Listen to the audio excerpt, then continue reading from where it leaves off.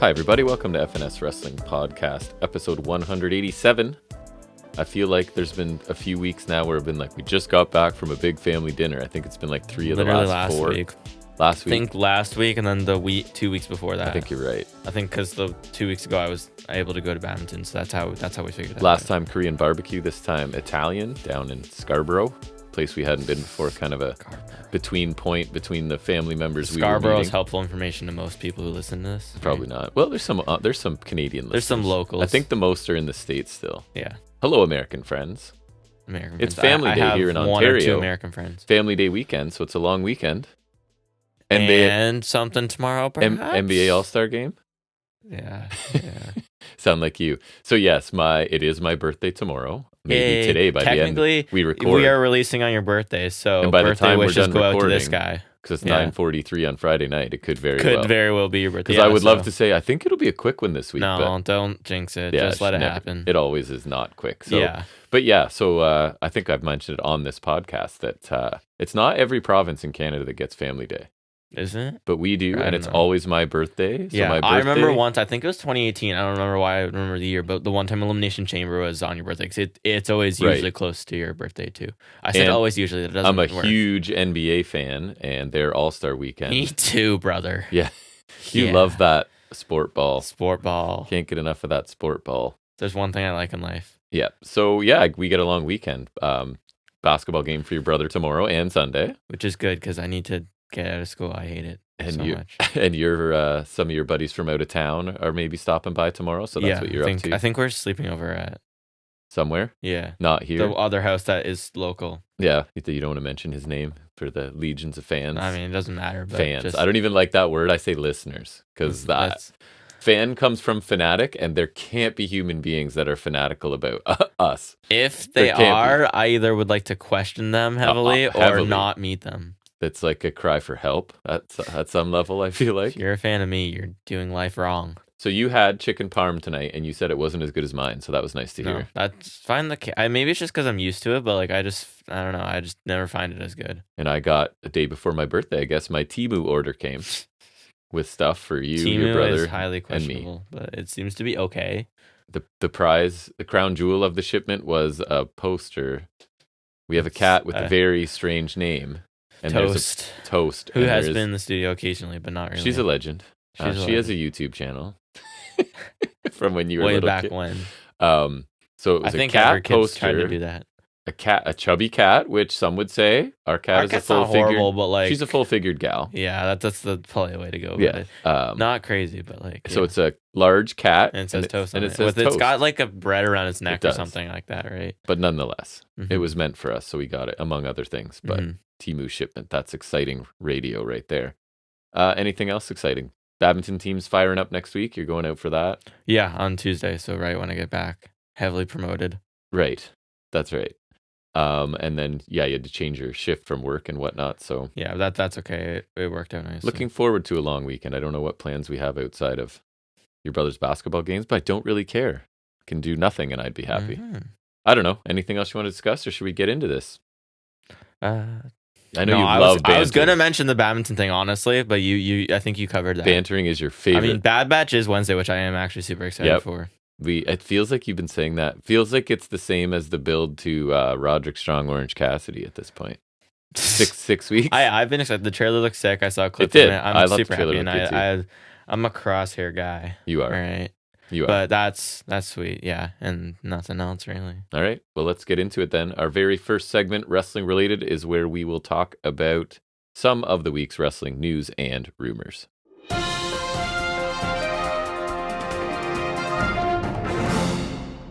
All right, so I would say it was a slow news week, but I will never complain about that ever again, because some of the fast news weeks we get are not fun to discuss. Especially in recent times. So a slow news week is just fine, because it's kind of things are back to normal. So ratings, first of all, NXT, 650,000 viewers, exact same as last week. Very little movement you'll see in either show. Earned a 0.17 in the key demo, down 10.5%. So that is significant. They won't be thrilled with that. AEW Dynamite, the two shows we focus on, Dynamite being the second, 811,000 viewers, so up 0.8%, so basically the same as well. but their key demo went up 7.1% to 0.30. So average viewers, very, very similar, and a little bit of movement in the key demographic. What do you have from this packed week of news? So I guess one of the more interesting ones to me, and it's most people wouldn't care as much, but is that Tony Khan tweeted on Valentine's Day that Dynamite will get a new set after Revolution. So that's nice. As someone who's been noticing, they've been recycling the Collision set for this year. Getting lazy. I like that they're doing a new one. I'm praying for tunnels. I do miss the tunnels. I love the tunnels. And TNA brought back the tunnel. That's something that was always unique to AEW. And I always love that. I thought the heel face thing was like, at first I was like, that's kind of weird, but I actually like it. I like it too. And it was a cool look. I always loved the tunnels, and I miss the tunnels dearly. Like when they came back for Dynamite 200 last year, I was legitimately like so happy. Like it was a returning wrestler that you were a big fan of. Honestly, like it was a returning hero. So I really hope it's tunnels, and like maybe it could be some new setup with tunnels, don't get me wrong, but I want tunnels. That system would be super useful for the indie shows we frequent most, because you know how we never know.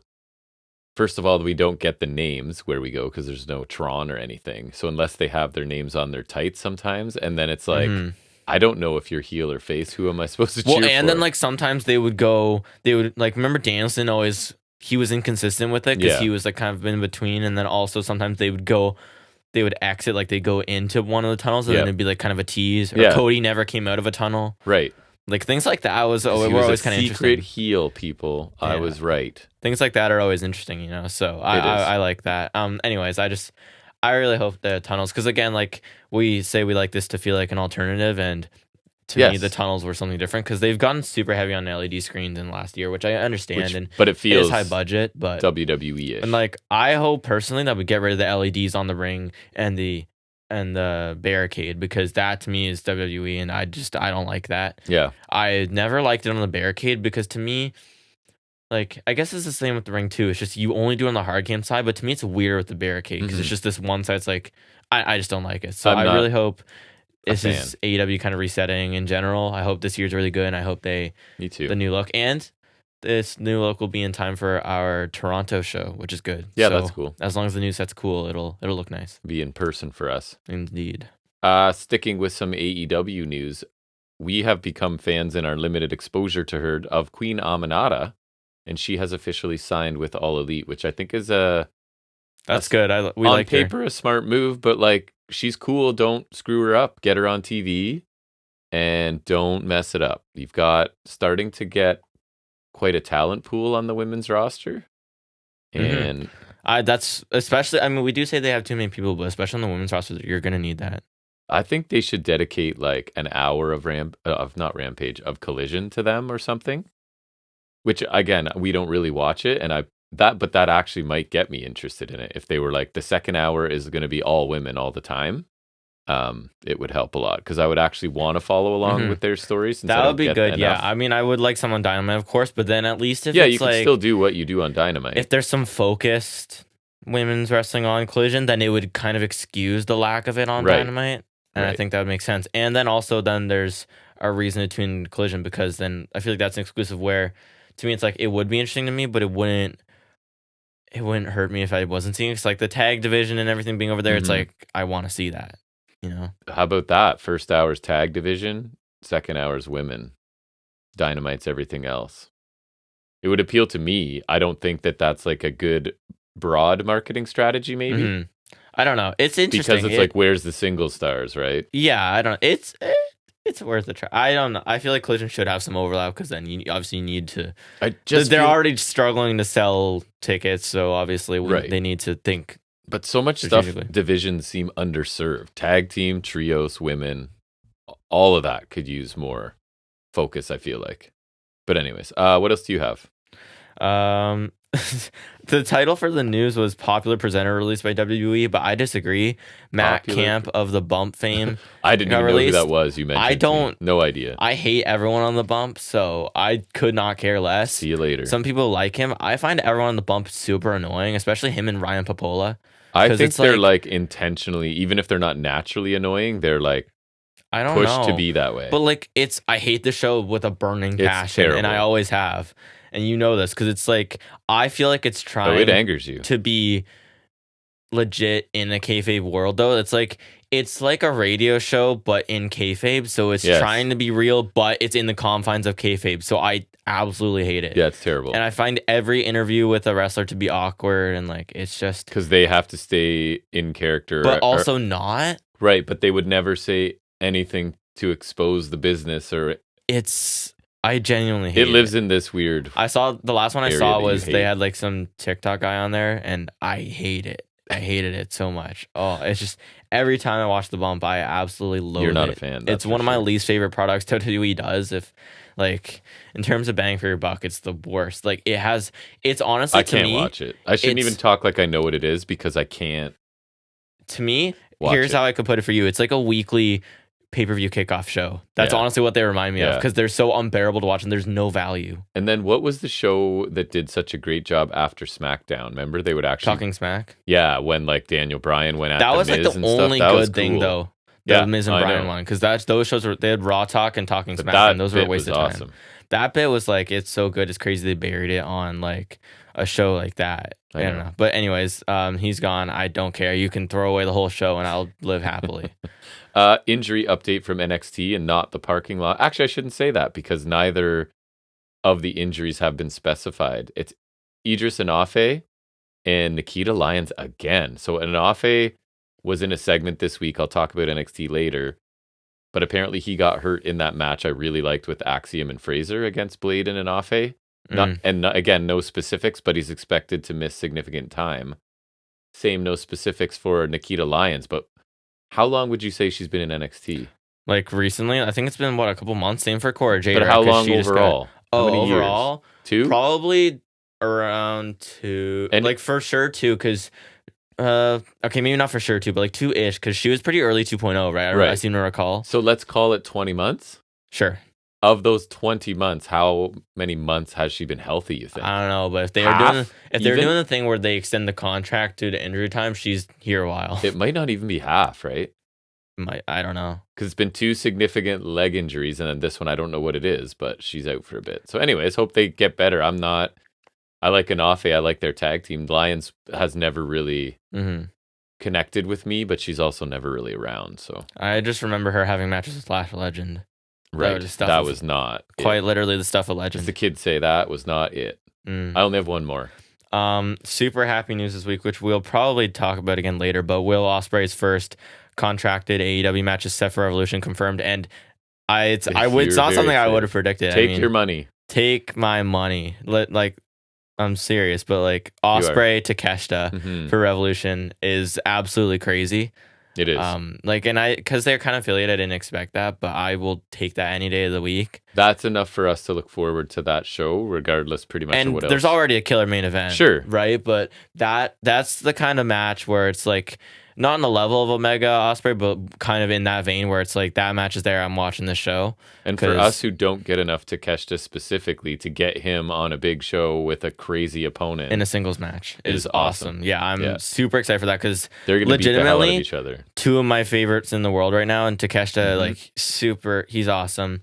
I did see and I guess actually no, I'll save that for later, because we'll probably talk about it. And even Ospreay, you haven't seen a super mega ton, so it's both guys are pretty fresh to I've seen like enough of Ospreay now to be, I'm a pretty big fan of him, because I used to not really care, but and I was always like, I think super athletic, 2022 he really got on my radar with the trios tournament and a couple matches in the era of the first Forbidden Door, and then I feel like last year he really got on everyone's radar because he's complete now. He had that world beater run, and also my favorite match to ever exist in the history like the way of he talks wrestling. Too. Yeah, he's awesome. But so this is maybe a literal dream match for me, because again, 2 of my favorites going right now. So same. It's awesome.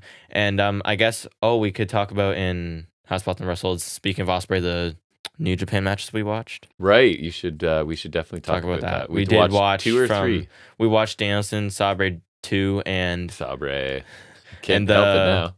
The so-called Just dog pound cage match. Right. 65-minute job. Yeah, we'll circle back around to that. My last thing was that Fightful, I was telling you, they actually published the letter, and I saw the letter that members of the TNA roster sent to Anthem in support of Scott D'Amore. I think I really like that. That's cool. The signatures or whoever, the names were cut off, the one I saw, and I went and checked today, and I still couldn't find specifically who was on it. I guarantee Moose, because it seemed he was pretty. But it was like a formal, organized letter, and it was like, I read you that one little segment, right? So it was basically like they thought that D'Amore was the exact perfect guy, and that they're not super thrilled that it's not somebody from within the business who's in such an important spot, right? So, anyways, it's the idea is they want to open the lines of communication with. I think that's I don't know, that's really cool, because that's not something you see a lot, right? And if you're D'Amore, that's got to feel good, because for sure. I mean that's pretty crazy that they feel so strongly about it that they're actually saying something about it, and I think that does further the point that D'Amore is the guy that should be running that, because clearly he cares more than anyone else would, and he knows what he's doing, and I feel like Anthem should recognize that for sure. I know, and just like for him to be completely gone and not just like they change his title or whatever, just or they bring a guy in to work alongside him. Yeah, like even have him under somebody, but I feel like he should definitely be pretty heavily involved, because he seems to be the lifeblood of it. But he may have been vocal about the direction or something, you know what I mean? Like, but then I feel like they could control that if they really wanted to, but still have him, like, because clearly he's super valuable to that promotion. So I mean, it was interesting for sure. When you said it was a letter, I thought it meant the letter that fired him. No, the letter of, hey, why did you fire him, and why? Like, we need wrestling people doing wrestling, because it's this weird little universe of its own. New guy who doesn't know wrestling, and which has happened before. There's a history of executives coming in who don't know wrestling, and then everyone hates it. And the problem it's gone badly in the past. Like, wrestling is such a weird.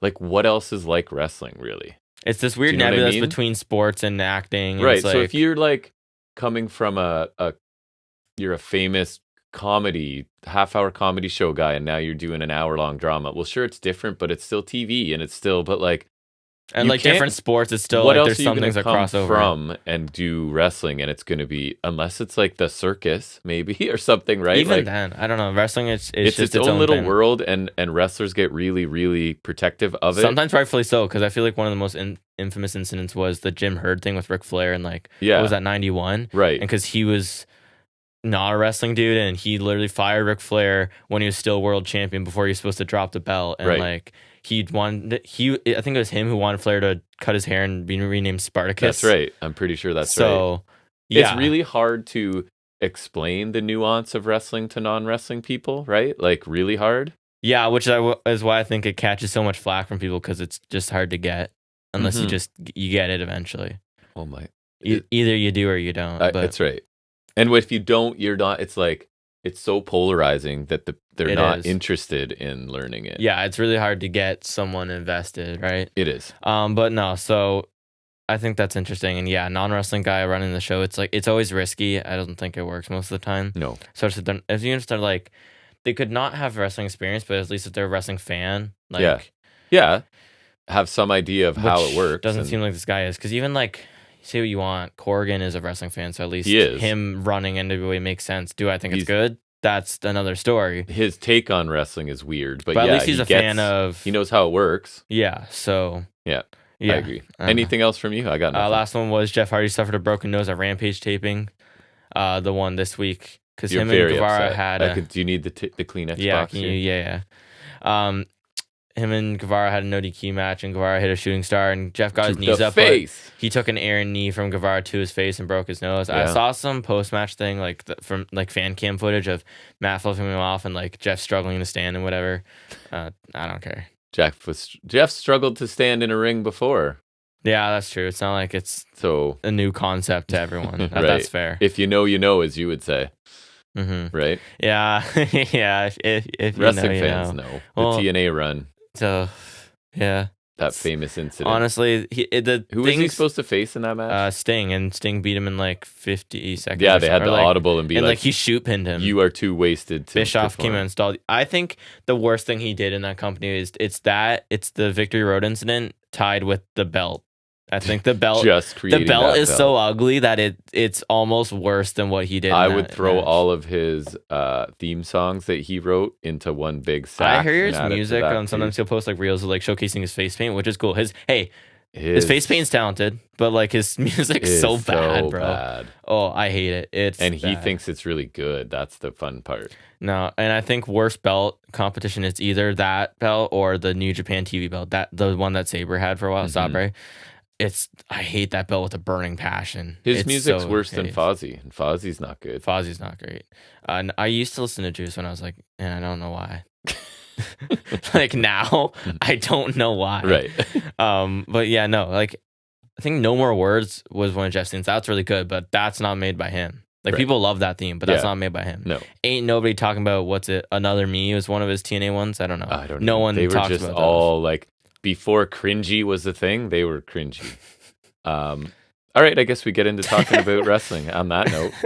It's in-depth look at AEW's offering from this past Wednesday. It is our look at Dynamite.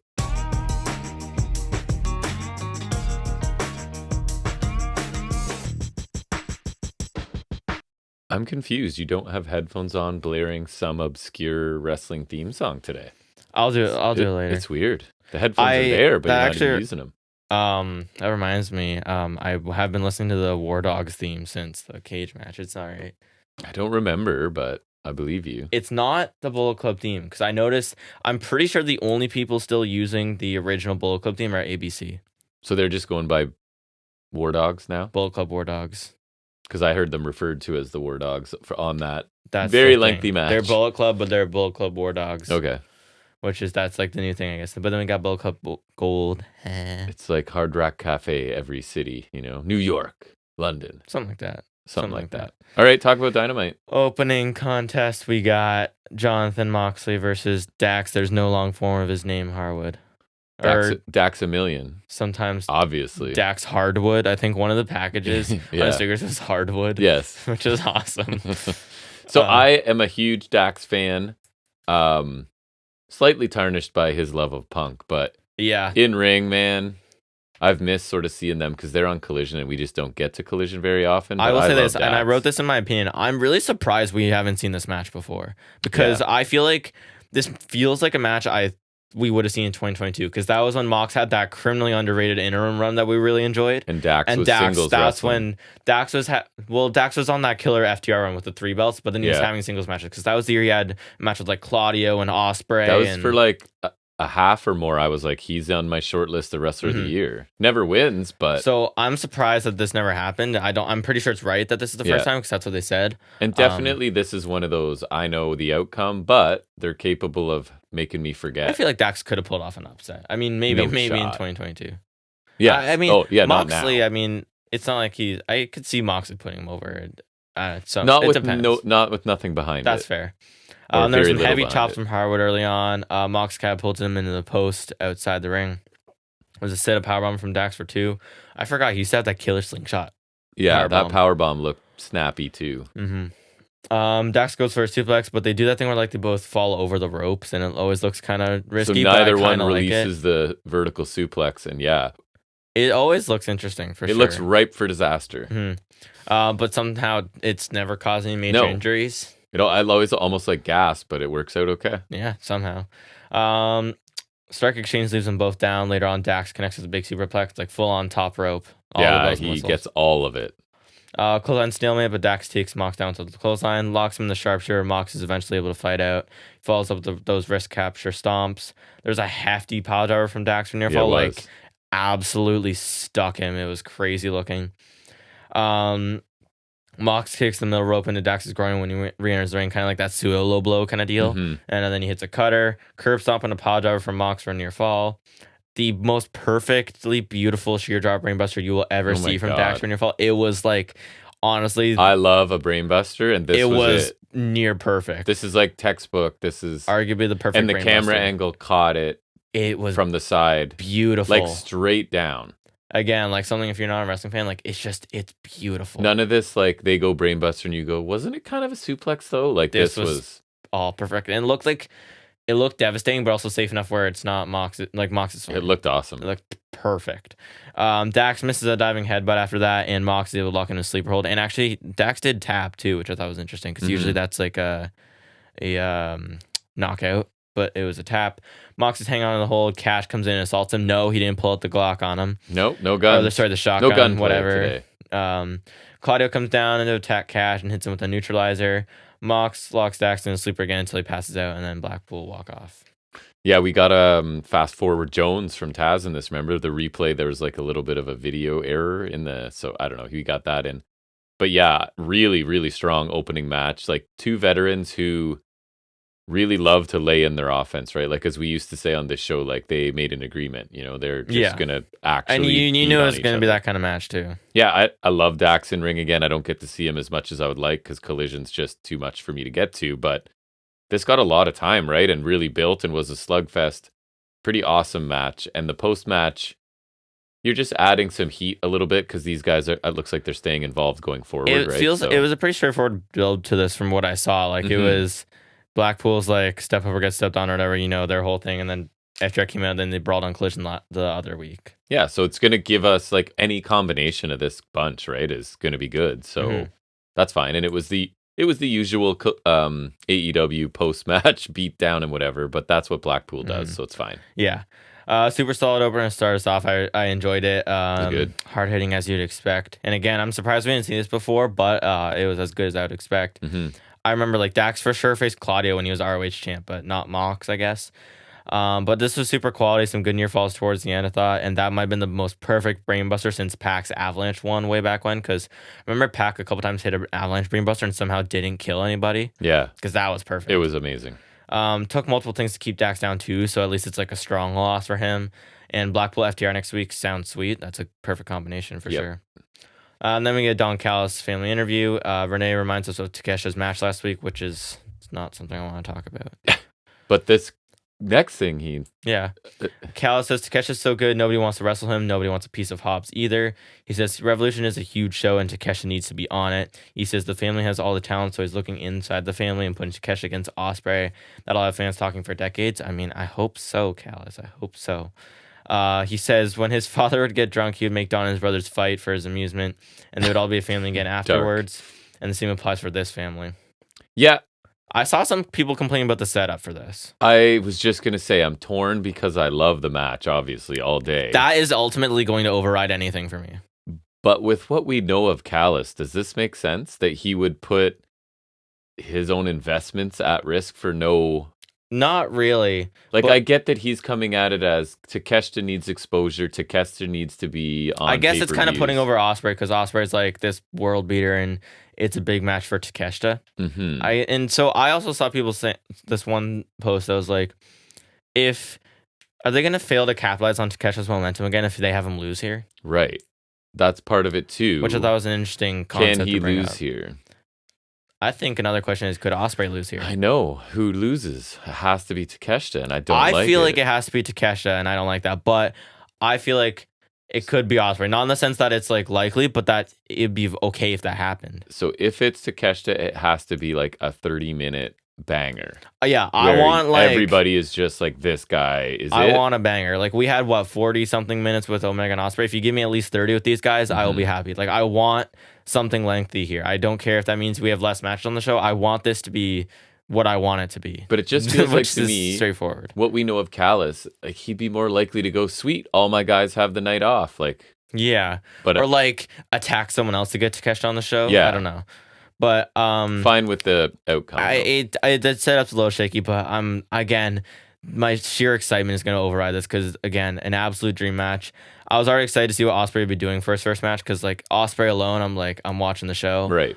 But this is awesome. I didn't expect it again because of the affiliation, but there's no complaints from me other than the setup's a little whatever, but it's okay enough that I'm like, this is gonna be sick.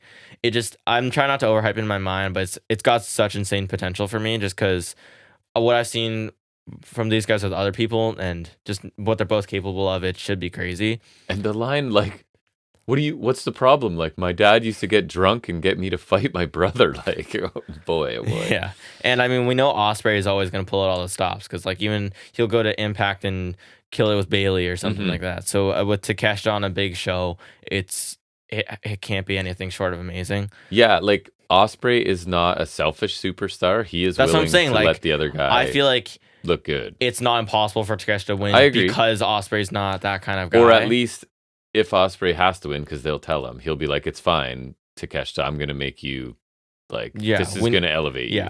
It might be unfair to expect of them, but, like, I'm already considering match of the year. Yeah. And that's just, that's, like, it is a little overhyped, but it's just their reputations precede them, you know?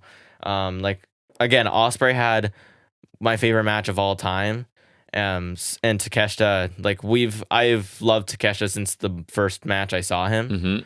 Way back in 2022. I wish we could go back to not seeing Takeshita because we were so like. Wish I could, you know. Who just is like, this guy?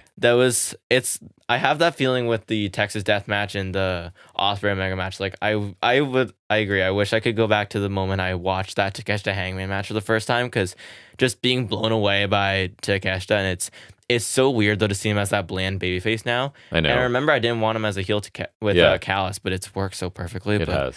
No, Takesha's been gold ever since he came here, and I don't know why or how they plucked him from DDT because it's a weird place. Like usually they work with New Japan or like you know what I mean. So yes, but boy, am I glad they actually signed him because if they didn't get Takesha, man, what would I do with myself? Right. What would I do with my life if Takeshita was not wrestling in AEW? Because he is, man. I'm so glad they discovered him because he's fantastic. But that's enough Takeshita love for now. Next, we get to talk about Wardlow. Yay! What a transition from one. Is that juxtaposition? I think so. I think so too. Wardlow versus Jobber. He did the knee drop thing, last side powerbomb. With his knee held up, which I did notice he had a knee brace. Sure. Which is also worth noting. Yes. But isn't this like? I think you're going to agree because I know what we've been saying in weeks past. Doesn't this feel like a step back? He went from literally what I said was, and just like that, we're back to what I don't love from Wardlow. That is all. Like, I was almost praising Wardlow 2 weeks ago, was I not? Yeah, and like, oh, this was actually a little bit of a competitive match. It doesn't have to be a 30-second squash, but it can be like 6-7 minute. Guy gets flurry, you get mad I thought his match with Trent wasn't amazing, but I thought it was perfectly fine. And like again, for Wardlow to have like a decent match, it's important. I think. And the other thing I thought was weird was almost like Perazo last week. Cole said like nothing. Yeah, why was Cole? I honestly forgot he was there. He wasn't even in his entrance. He's an awesome talker, and he said next to nothing. So Cole's a great talker. Yeah, I don't know what this really did. It felt like a step back for Wardlow. Again. Absolutely, and also to go on a completely stupid rant for no reason, he didn't do the boom. You're supposed to do the boom. Wow. Okay. That's a betrayal. The theme has the boom. That's foreshadowing their break already. That's what I'm saying. And I've been telling you, I've wanted to like this faction, okay? But if you're not going to do the boom, then get off my television. I could forgive everything else. You can Matt Taven the crap out of TV. You can Mike Bennett this and Mike Bennett that. But if you're not going to do the boom, then get out of my eye line. Fair enough. Because what the hell? Then use your theme, Wardlow, because your theme doesn't have a boom, and then you don't have to do it. But if you're gonna use the theme with the boom, you gotta boom. You shall boom when you're supposed to boom. You will boom when you are told to boom. Damn it! All right, and don't worry, I'll get to Taven because he didn't boom either. Ugh, Taven. Main event Taven. Main event player. He did solid, all things considered. I'm not gonna lie, he did some cool stuff. Yeah, but we'll get there. First time for everything. I compared it to. I'll talk about it later, but. Nicholas and Matthew Jackson arrive. They arrive in a white plane, still wearing the blood-covered suits from last week, which I liked. That's a nice touch. And now I wrote, they've now switched to soul patches for facial hair. Good God. I'm still on the fence with the gimmick, but I do like the repeated change of the facial hair. It's amusing to me because it reminds me of the douchebag bucks we like. Because like, I hate the soul patch. It's awful. Yeah, I didn't mind this because it's just the bloody suits are cool and they didn't really say I hate anything. that it's like getting all brown and disgusting. Like it's just gross. Yeah. Like it's the look, you know. I was saying to you, I don't think we said on air, they should sell suits like that. Not with the brown blood, but like some red dried blood on there. Or like, you know how they make those tuxedo t-shirts? They just make a t-shirt that looks like a suit. I would totally wear that. That'd be awesome. Out of context, that's good stuff. Because out of context wrestling, it's also not inappropriate because it's like the shirts I really want to get from AEW are Bang Bang Gang and Rock Hard. Yeah. So that reminds me, I miss Juice Robinson dearly. Yes. Maybe I can bring him up later. Next we get Adam Copeland versus Daniel Garcia. Winner faces Christian Cage for the TNT title at Revolution. And you called him Edge or Copeland. You did better than our boy literally, Menard. Daddy Magic said we rewound Edge it a couple times. He said Edge is something. He was climbing the ropes, and I swear, like we did rewind, and I swear on my life he said Edge. I'm almost positive. I thought Taz or Excalibur did later, but I think it was. No, it was something else. Yeah, so back. I think it was fair enough. But like, I swear on my life, Menard said it. Yep. And we were just like, oh. Because you were literally saying, not even 5 minutes before, correct, he's still Edge. Like, same theme, same nickname, same outfit, same right. And if you're character. getting TNA, that kind of crap, like, this is almost worse. Because you could say the same with CM Punk, really. Yeah. But, like, because on the other hand, then you have Christian doing the best work of his career. Like, top 5 AEW favorites right now, Christian's there. Yeah, man. One of the best heels in the business. On that note, it was good to see at least he got back on TV, which it's, again, no Orange Cassidy title defenses, which this week he did wrestle, but he didn't defend the title. No title defenses from Orange Cassidy, no Christian promos. What are we doing here, people? What are we? No, Takeshita is wrestling Jericho. I think now that Swerve's a face, Christian's the best heel going right now. Yeah. Swerve. Face-ish, tweener, whatever they're doing with him. We'll get there, I'm scared. Dude. I'm scared a little. Little nervous. Anyways, back into the actual match. There's a dragon screw from the middle from Garcia. He was doing that a lot. He was going after the leg a lot. Mm-hmm. He locked in an STF for a bit. Superplex from Edge that they called an avalanche impaler. Agree or disagree? Yeah, it was. The only reason they called it that is because they were like, he gripped him like an impaler, kind of like that front chancery grip. But the then rest was not. It was like, I remember what it reminded me of was, do you remember NXT Super Tuesday?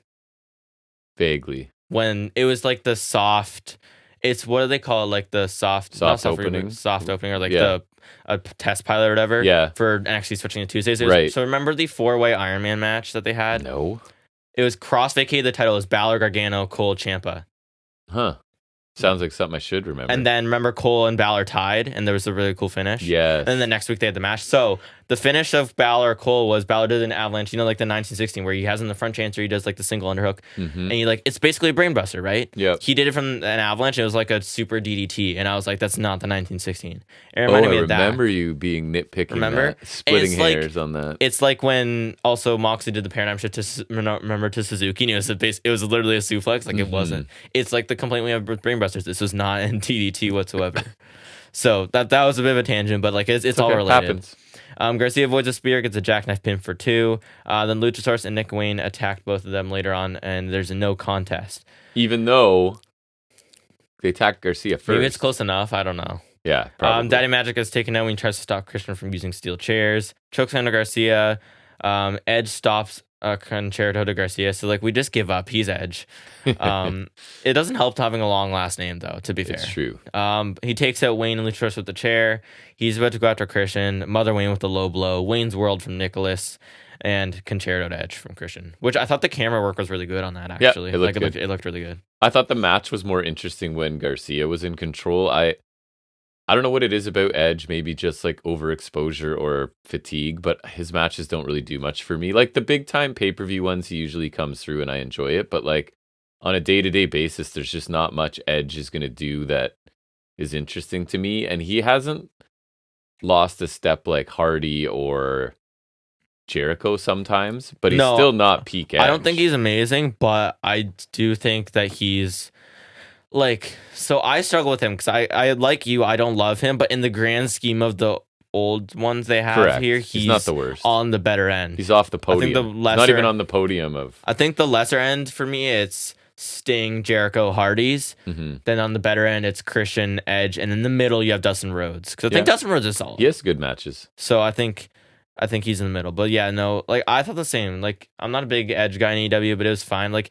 none of his matches have been bad, but other than the one at World's End, I don't think any of them I've really enjoyed. I thought like when Garcia was in control, I'm like, okay, this is Garcia had some solid leg targeting, and the post-match stuff is like another AEW post-match, whatever. But it gets Christian on TV and furthers things because the sooner they get through it, the more he can move on. The no contest was surprising to their credit though, because I was betting on a Copeland. They don't do that a lot. Yeah, and I was just like, I assume that it's Copeland wins, we get the blow-off match. So we'll see what they do with that because we still got a few weeks. Because they don't do DQs and no count and double countouts and stuff like that. Yeah, so that's fair. They do run post-match angles a lot, but they don't do screw finishes like that a lot. No, they don't. So that's fair. The beatdown was solid. I thought the camera work was well done on the concerto, and I am happy to see Christian back on TV, but crucially, he didn't speak. Right. And not only do I want to see Christian speak, but I want them to further this Luchasaurus thing, because that segment on the first Dynamite of the year was enough to make my He should have just had a mic while the other two were doing all they were doing and just talk. Yeah, no, hopefully this leads to a Christian segment next week, because what are we doing, people? Maybe it takes a while to write such a good promo, and he's just like needs time. Christian could do it himself at this point. Honestly, I trust in Christian. Let him loose. Free Christian. Then we get a recap of last week's events with Swerve and Hangman, that match, the aftermath, and whatnot. Then we get to hear from Joe, Swerve, and Hangman. So first, Joe comes out. He talks about them having that 30-minute match last week and ending in a draw. He said AEW made his match like Texas, bigger and dumber. Yeah. He complained about rewarding mediocrity, which I love that term. And now he finds himself in a three-way match. He says you can send your bright stars in the ring with Joe, but he guarantees both of them will limp out of the ring. He claimed there's nothing anyone can do but him being the world champion. Swerve came into the ring with Nana. He said it wasn't supposed to be personal, but he feels like Joe's starting to make it personal. He spoke about how he's on his way to becoming one of the greatest of all time, and no one outworks him or outgrinds him. I remember outwork everyone. Yeah, there you go. Swerve said you should put some respect on his name. He said for 15 years he's been hoping one day somebody would think of him as one of the best in the world. I mean, he's getting there. I think so. He said he's proven that today is that day. He talked about going to toe-to-toe with some of the best AEW has to offer. He says, this is Swerve's house at Revolution. Nothing will change, except he'll be holding the AEW title above his head. Then Hangman came out, no music, which, should I be concerned? He's going to revert back to that other theme. I'm going to argue that theme is so amazing, you keep it no matter what. I don't care what he's doing. I want him to have that theme forever. Stone Cold didn't change his. Exactly. He did, but one time there was one with the lyrics, but that is besides the point. Right. That theme is perfect, and if anyone thinks otherwise, I will fight you. Wow. I will fight you over this theme. Ghost Town Triumph is perfect. Paige said he wasn't mad last week. He said he signed a contract to determine number one contender for a match last week where the winner gets an AEW World title match. He said that Swerve was number one contender, but he couldn't get the job, and he wasn't the winner. He said that he should face Joe in singles, but it looks like Swerve was added to their match, which amused me. Yeah, that was funny. Paige told Swerve after everything Swerve has done to him, he doesn't deserve more of his time, much less 5 more minutes, which I thought was actually a solid point, which is why the new dynamic confuses me a little.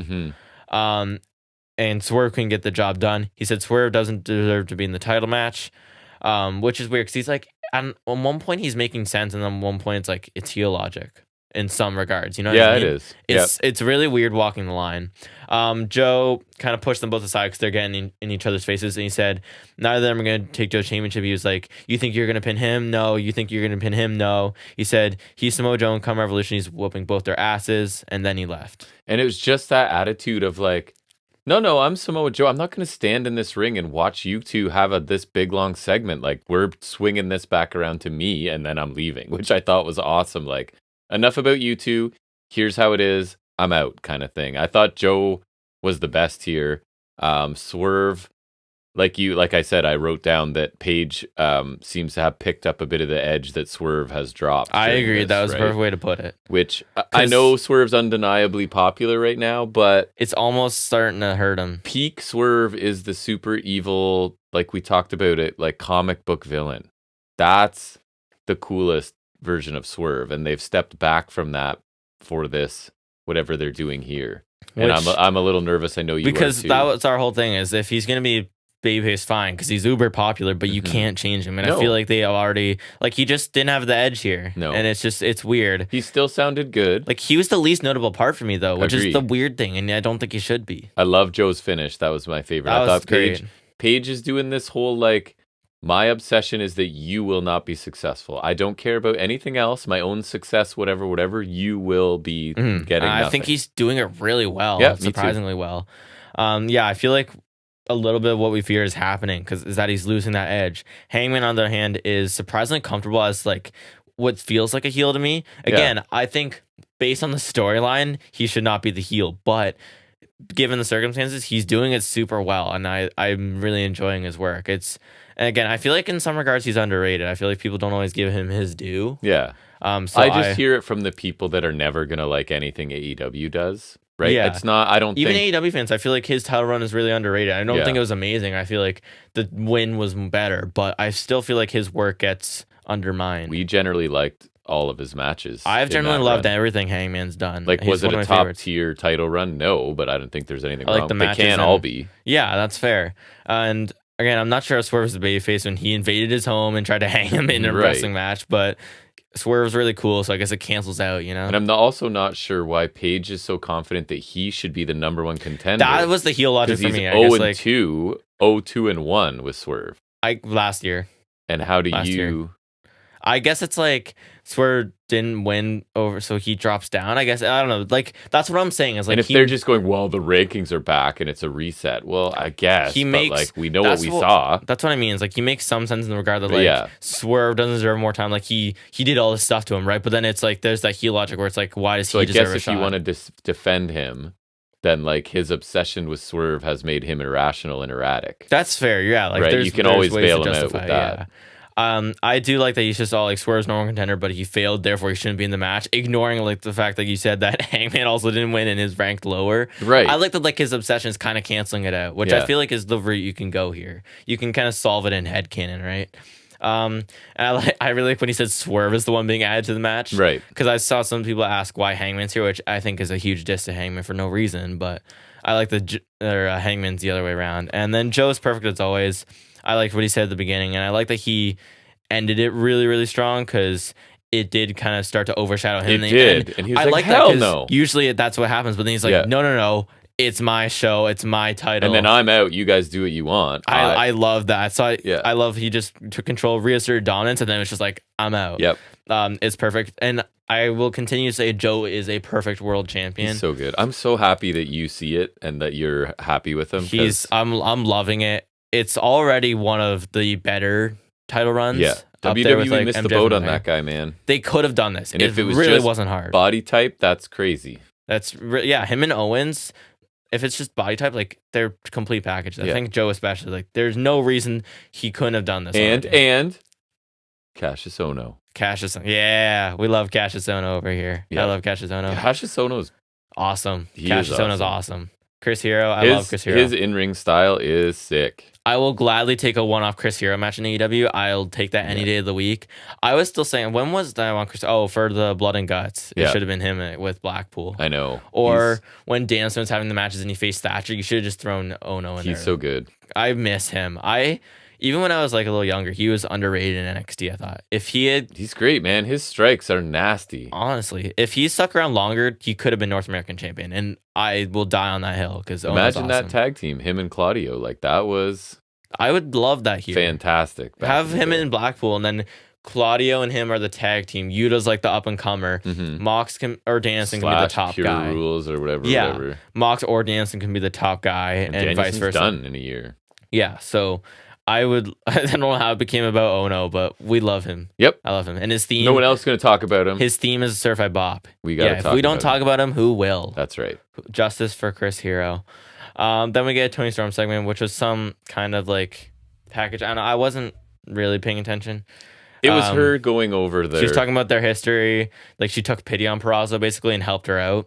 And like the whole time she's getting a tattoo done, and you're like, okay, so she's getting the angle is she's getting a cover up on the tattoo. It was like a sword that goes around it, but the blade's perfectly cut off. Protecting the other one. I guess is because the tattoo, like obviously it's real. I guess that's why, but still. I don't really care for this much. Like again, I'm just out on this by now. I was like, at least she stayed in character, but it furthered the story. And it was her like, yeah, we were best friends and blah, blah, blah. So that's like confirming that they were in fact. Yeah. But like you were my young girl, and it's kind of like, yes, we traveled, but it was in a capacity where I took pity on you. Does Monet take the belt from Storm? You. Like, do you think Monet will be a babyface when she comes? I think she's gonna be cheered so much it's gonna be hard. Yeah, so that's what I'm wondering. And the other problem is, do you go Storm Peraza Monet or do you just go Storm Monet? I feel like you just go Storm Monet. I think so. I think so. Peraza kind of has to lose. The only way Monet could come in heel is if you had some super iconic babyface champion you'd built, which you don't, and she comes in and like you have like Jamie Hayter return and then Monet beats her up or something. I don't even know if that's like a big enough babyface, but anyways, I don't think you. I don't know because she's But We I need say this Hater and about Baker everyone. back. She's better as a heel. Almost everyone is. Monet. Yeah. I always like Sasha Banks. Me too. I think really she's good. cool. She's really good. And she's got charisma, like, undeniably. She's one of the best they had. I'm really sad she never came back. Cause I was a big Sasha fan. I would prefer her in WWE probably just because that's what I'm used to. I prefer her to, obviously, Charlotte. Oh, absolutely. Of the four horsewomen, it's probably Becky or Sasha for me. I don't know. Because Becky had that amazing run. And I think I like Bailey better than Becky. I would be close to picking Sasha. Bailey. I don't know. It depends because I feel like you'd be putting up the Becky man run against the role model Bailey. Something about Becky doesn't quite connect with me. I think she's awesome. Don't get me wrong, but I think it did. But I think since the man run, it hasn't hit for me. I would compare her to. It's not mean to Triple H. Like, Becky? Yeah, like. Considered by many in that top tier with like Austin and Rock almost, but not like, quite there. No, man, I watched all that. Like he wasn't. And again, once you know, like his was mostly about politicking and holding other people down and convincing people to push him. Not that he wasn't good. And there was a time where Triple H was my favorite wrestler. Really? When would you estimate that was? If you had to guess, like so, when did he come back from the big injury? I can't remember. In 2002, I think. I feel like it was. Was the one where he came back and won the Rumble? I don't remember. It wasn't during DX. It was pre-DX. Pre-DX? I think. Maybe not. I don't know. Pre-DX, you would have been like Hunter Hearst Helmsley. No, I liked him even then. I think like returning from the big injury return was the one that turned him babyface. Yeah. I liked him beginning 2002. I'd have to look. I don't know. But yeah, he's not on that level. He had that like right? reign of terror and whatever. And he had a ton of title runs and always in the main event and everything, but he's not Rock or Austin. Yeah, and Becky had a couple of long runs, right? And Becky's not. Charlotte's had a crap ton of runs though. Charlotte had a couple of runs that are like a day. Although the whole man stuff was freaking huge. That was awesome. But that was so long ago. It was cool. Yeah, it was. That was like 5 years ago. That's almost 5 years ago. That's crazy. That was super cool though. That was cool. But like it's crazy that was so long ago. And I did, on that note, just while we're diverging, there's that I saw this one video this guy did a retrospective of the last 3 years of the 2010s, and because that's the time where I was like growing up as a fan. It's weird to look back on. In what way? Like Jinder Mahal was champion for a long time. How dare you? Good Canadian boy. Big Dog Roman Reigns. The Lashley sister segment. The electric chair was that the dog food? Was that around? Dog food was Roman and Corbin, right? There was the whole Shane McMahon thing, like best in the world. Right. Like what? And there was, remember the Lashley sister thing where Max Caster's in that, where like his sisters, it was three dudes in drag and they all had a weird thing. Yep. And like there was Caster, that's remember the angle, remember This Is Your Life with Bliss and Bailey? Yep. That was bad. Like the amount of like I still love WWE, but it's general quality now. Like it's like regular. I don't know. It's weird. Pretty watchable. Like I watched almost half of Raw this week. And I'll talk about it later because we mentioned the highlights from the British Strong Style DIY tag match last week, but we went out of our way to watch that. So yeah, you told me it was worth it. So I'll mention that because it was really good for a TV match. But anyways, what about AEW though? Sorry, this is what we do. If you're new, this is kind of what happens. Young Bucks versus Top Flight's up next. The Bucks have a new theme. They're not coming out to Super Kick Party, Super Strange. That may be the sole reason I hate this. Wayward Sons. And then I wrote Soul Patch. Because pun. And I made myself chuckle. What's his face? Andretti is still just like doing the water. Was he still? He did it as at the top of the ramp as they entered. It's like at this point, it's kind of sad now, right? Like this is it, bud. I think he's the guy that can drink water real fast. I think it's funny that that's a thing because I know that's a thing people can do, but that's the only thing the crowds cared about since he beat Jericho. I don't think I even cared about that. No. It was just like, oh, okay, that's a thing. Remember, Jericho is making a new star as he does, so because he's here to can't say that with a here to just help elevate the next crop. Yeah. Okay. Yeah, he wasn't on the show this week. I know. That's good. Touch wood. More of that. Yeah. Stereo Slingshot launches the outside from Top Flight. Bucks are wrestling in suits here. Don't do that. Wrestling in suits and wrestling as heels, so their normal style was not on display here. No, right? that was probably my main complaint here. Because say what you want about the Bucks, we've always liked them in ring. Yep. So yeah, they're always fun to watch. I think if nothing else, that's your compliment of them. Yep, it is. Pele kick stepping out the middle from Darius. It's really cool. He's done that a few times now where he like steps off the middle turnbuckle and he'll hit a Pele. It's really cool looking. They always call it like a guillotine or something. I just call it like a rope step Pele. It looks really cool. It does look good. Hot take flurry from Dante because you gotta have it. Yep. You gotta. Matt fixes super kick, spikes him with a DDT, which look nice. Darius hits an assist or turn in a DDT for 2. Nick breaks the pin. Standing Spanish fly from Darius for 2. He had some solid stuff here, I thought. Nick distracts the ref, and Matt hits a quality low blow on Darius. Maybe like popped him up and fantastic low blow. Absolutely socked him in the nuts. Great low blow. It was like, all timer. Had a honestly, sounded impactful and everything. It looked like crisp. Whether it was a thigh slap, I don't know. It's but like it looked the crisp super kick equivalent of a low blow. Like honestly, funny to be this praising a low blow this much, but it was like it was Hall of Fame low blow. It was like the perfect low blow. Like it was great. As good as the Brainbuster was That's earlier. What I was just gonna say. We got like the encyclopedia entry for Brainbuster and for low blow on this episode. It was quality. And then they hit the EV parry trigger for the win, which that just makes me that's awesome. Like, I mean, whatever this gimmick is, you can't tell me that's not funny. That will always be funny. Shivani interviews them after. Matt says they're undefeated this year, makes them the top unbeatable team in AEW. And he says after being the guys of quality of top flight, it's safe to assume they're number 1 contenders. And they got like mad at Tony because he doesn't like them or something, or he's not putting them over or something like that. They're like that. They hear him talk crap about them. Right. Okay. That's what it was. They shove him down and they're like help him up. It looks like they're about to hit an EVP like trigger. There's a moment there where they could. I kind of right? Which the crowd was already booing them like crazy. Yeah. Which is cool because everyone loves Shivani. So, which is a good way to get heat. It is. I mean, Shivani, how can you not love Shivani? Yeah. That's fair. Dario runs down with the bat. It's like Sting can't be bothered to run down and make a save. So it's like, they're like, oh, here comes Dario with Sting's bat. And I'm like, okay, sure. He talks about AEW's original mission statement and says we used to have an EVP with brains. Cody. Debatable. Darby talks it's a weird choice to make, to get a Cody chant going on Dynamite. We want Cody. That was weird. Darby talks about the interview they gave when they re-signed with the AEW. It was no longer about the original mission statement. Darby says it's all friends wrestling. And he says he wasn't on the first Dynamite, but Brandon Cutler was. And then he makes the match official for Revolution.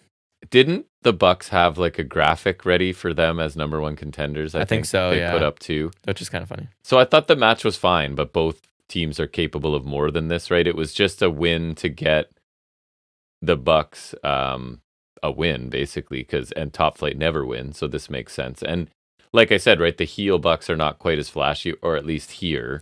Yeah, which I get, but I don't like it. Like, because when they're douchebag heels, they still kind of did their same stuff, and they're still really fun to watch. And I've seen people complaining about Darby's promo because it's like you made no reference to like Sting's kids getting attacked and whatever. But I'm like, when people say Sting's kids, like they're like 30-year-old men. Yeah, Sting's 60s. Like saying so I'm a kid people. if I get attacked right now. Like I'm somebody's your kid. Everybody's somebody's kid. Like, I guess. But I thought it was a weird choice to sort of, because you knew you're going to get a Cody chant. I think you should have known that. And why do the EVPs, who can just make themselves the number 1 ranked team, need permission?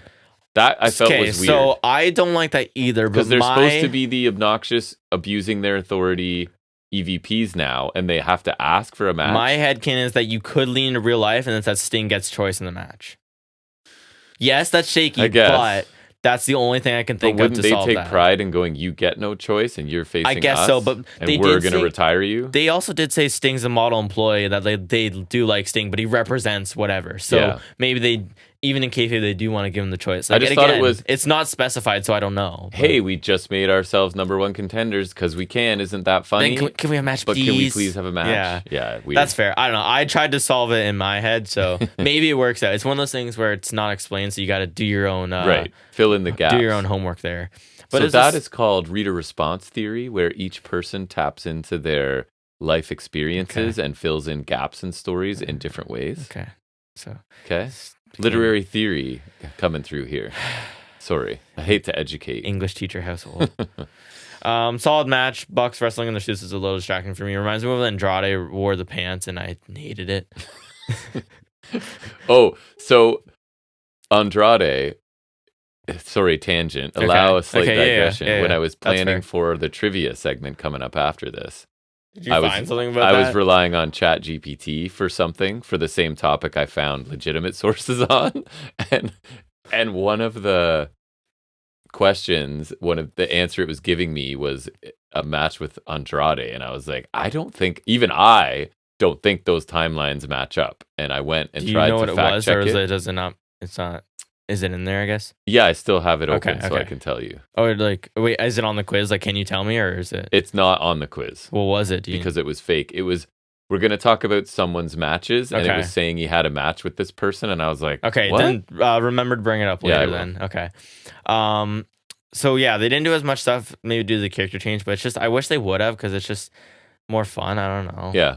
Especially with Top Flight. Top Flight are awesome, and I feel like they could have a great match. There's definitely the couple gears they did not go into here. Finish with Saul, though, because he sucked absolutely. The low blow was the highlight, man. Like, punted him in the nuts. It's not crazy even to say the best move the Bucks did in a tag team match was a low blow. Yeah, but it probably was. That was killer. I honestly wish they'd done it to Darby because he would have sold the crap out of it. Jiffable. The EVP trigger continues to be chuckles to me. Make a GIF of that and the Brainbuster for me. Oh, the GIF of the Brainbuster would be... it would be so satisfying. That'd be crazy. And the post match was whatever. We already talked about that. Bang Bang. I put it with the H. Bang Bang Scissor Gang interview. I didn't even make a note of that. They're gonna have a 12-man tag on Rampage, so that's cool. I'm gonna rant. That's why I'm gonna rant a little. I tell you, my brain immediately knows this is setting up a match I won't see, and I stop paying attention. Okay, so this is whatever. It sets a meaningless Rampage match I will not see. Get that part of the way. That's customary. Yep. So this group's really starting to annoy me because first off, their whole reason. Preach. So not only is it like we love Bulk Up Gold and we don't want them this way. That's one thing, which I'll talk about that after. But the first thing is like, and I know you're gonna agree with this. The whole reason for this group forming, the thing that the Acclaimed said to Bulk Up Gold, the reason they wanted to form this so-called supergroup is to take out Cole's group, to take them on. And other than the one, they did, no. Other than the one time where Acclaimed were like, "Let's form to do this," then they formed, or then there's the weeks where the T's forming, then they formed, and they have not been further away from the Undisputed Kingdom. They've made no attempt to deal with it. They've made Bulk Up Gold won ROH belts instead of dealing with that group. And like second, babyface Bulk Up Gold is not something I want to see. This is like Swerve's kind of losing his edge, but 10 times worse because this is them. They're losing what makes them cool. Their faction is made to be heels. Like Bulk Up Gold is and they're now heel faction up through with and through. Like comedy faces. Like Jay not White, that I don't like the Acclaim. Jay White doing this like kind of comedic thing. It does not fit for me. Like this is not the Jay White I know and love. His comedy comes from him being just a prick. Yeah, like Bulk Up Gold. This is not. So this is what, like, I know it has to end in a Bulk Up heel turn.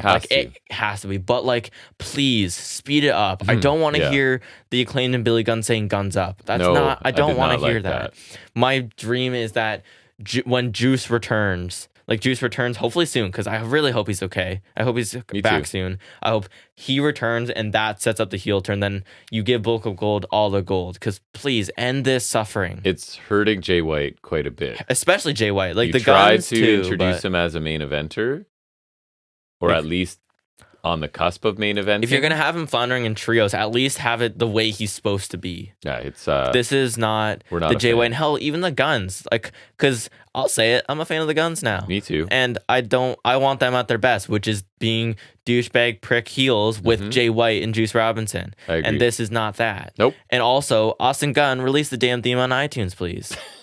I really want it. He's a listener. I'd love that. He's one of the song. American ones I was listening to. He's one of the American ones, yeah. Turn heel, release your theme song. Thank you very much. Thank you. Because apparently he made it, and it's awesome.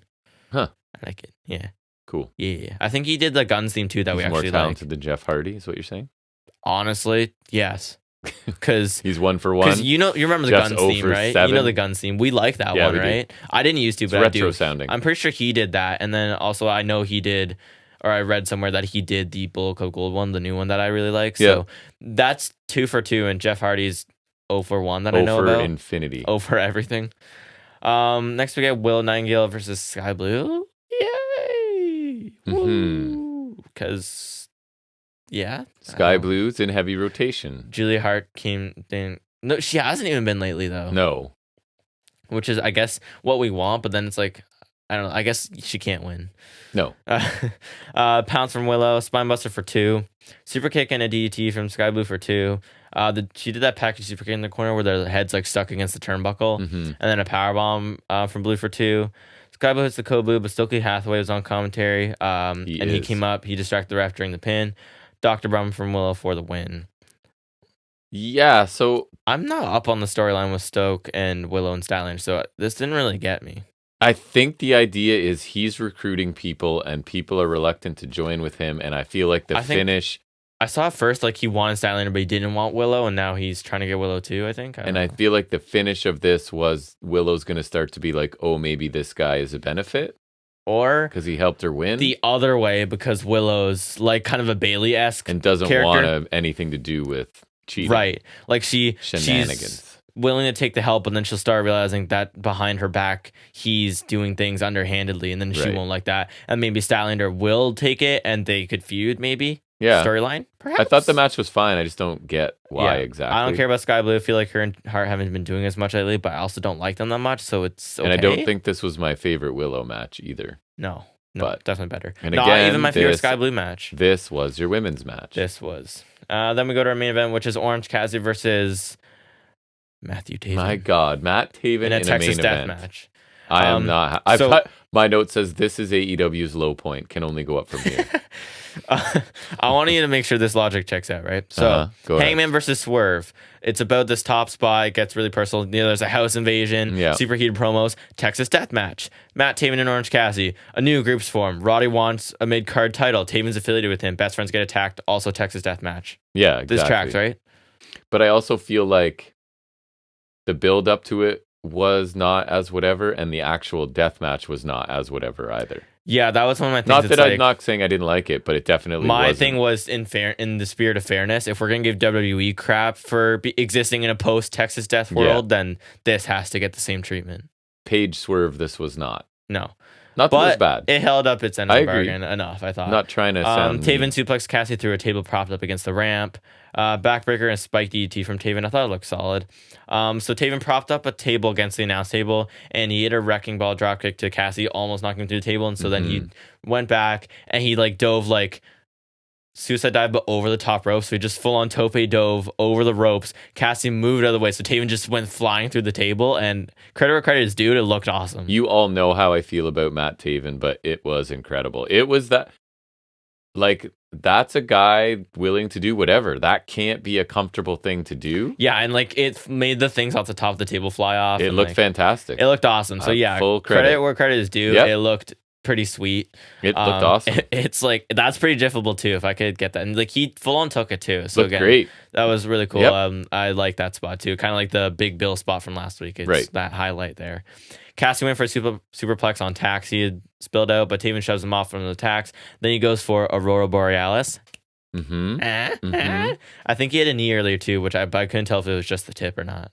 It probably was. I need to start. Everything he does has a name. I need to learn the names for everything. Every step he takes has a name. I need to learn the names for everything just so I can start irritating you. Like every time someone hits a frog splash, I'm going to call it Aurora Borealis. Like how I call a Doomsday. Yeah. This is how I get back at you. This is how I get my revenge. You want to call it Doomsday? Well, welcome to Aurora Borealis. So he misses that. Taven lands on the Tax. Credit for him for doing that too. He did, yeah, on the front. And then he took a tilt-a-whirl DDT on the Tax, so head first in the Tax. So Taven took his fair share here. I'll give him that. He did.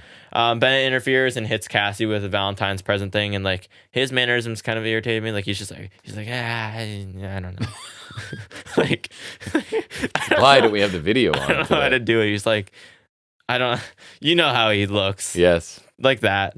Trent makes the save, so he's got like a Valentine's present, and what were you saying he had? Like he had something, and then he pulls out a lead pipe, and I can't help but like laugh out loud because it's just like cartoonish. Come on.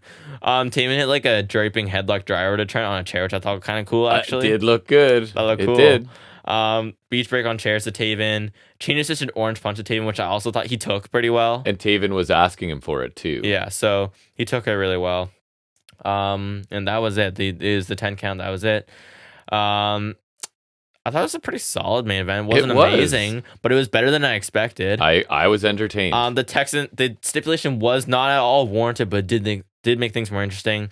And like I say, if we're gonna get WWE crap for like when they had Gacy and Dijak, it's like if we're desensitized, this is desensitizing me for sure because Tax is nothing compared to all the barbed wire and glass and nonsense and staple guns and whatever. Blood drinking. They did, blood drinking. But this was still good for what it was. In a post-Swerve Hangman world, this was solid. That's right.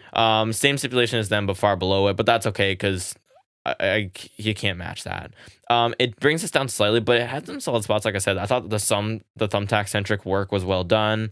Taven diving through the table full send with no catch was ballsy, and I give him props for that. Perfect. Taven was more memorable than Cassidy in this. Taven, that's crazy. Taven kind of showed out here. I'm not saying this is like making me a fan of him, but it makes me like I hate him less. You know what I mean? The stuff he was willing to do here, for sure. So my comparison for you was here's this.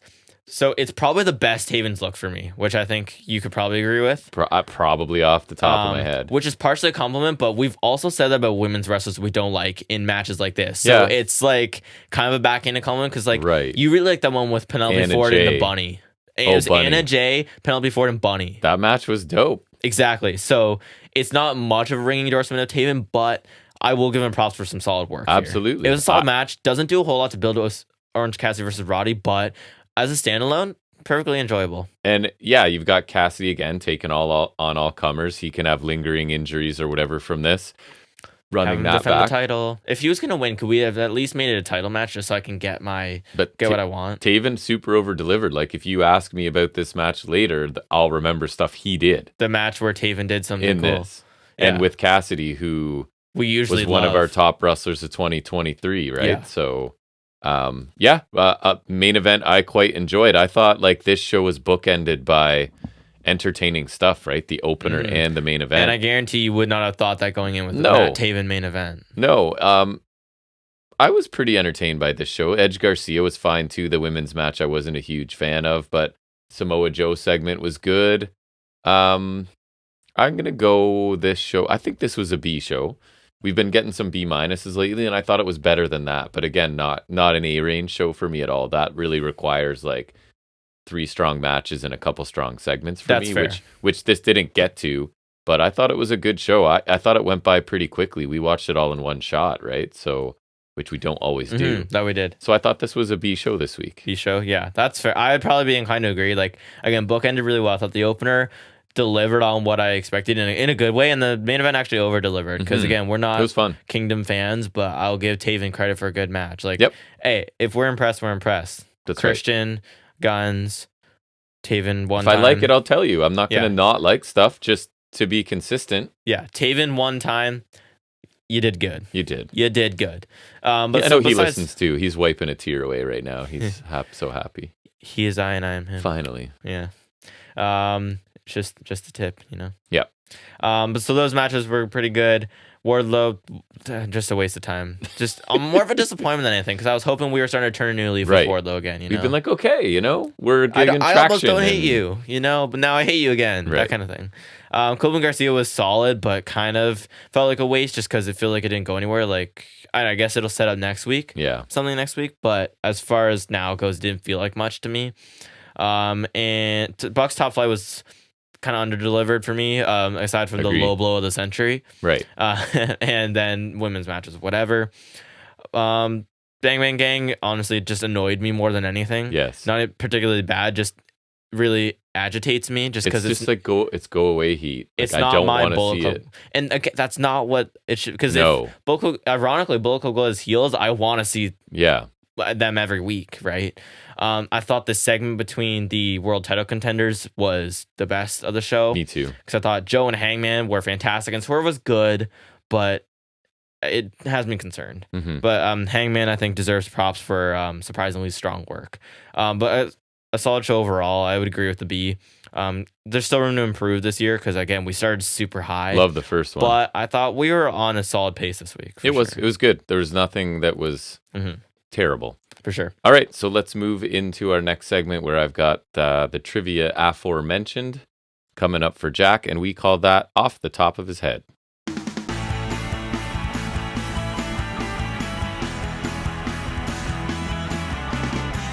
All right, so last week we looked at Roman Reigns title defenses, right? So this week, and that seemed too easy for you. So I feel like in a similar vein, a little bit more challenging, who else has had a massive title run? Gunta? Correct.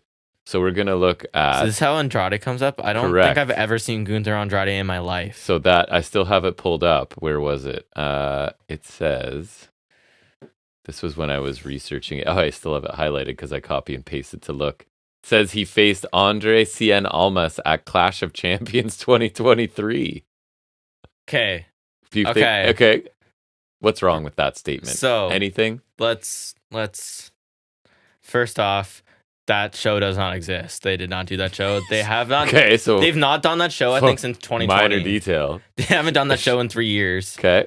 To Andrade return to WWE at the Royal Rumble. Right. So at that show, it would have either been pre C2 or he would have been in the C2. So that's just wrong for so many reasons. And also, he hasn't used that name in a long time. Like, he's been Andrade for a while, which I guess doesn't really matter in the grand scheme of things, but still. Has Gunther been in a Hell in a Cell? Nope. So he didn't face Seth Rollins in 2023 in a Hell in a Cell? No, he didn't face...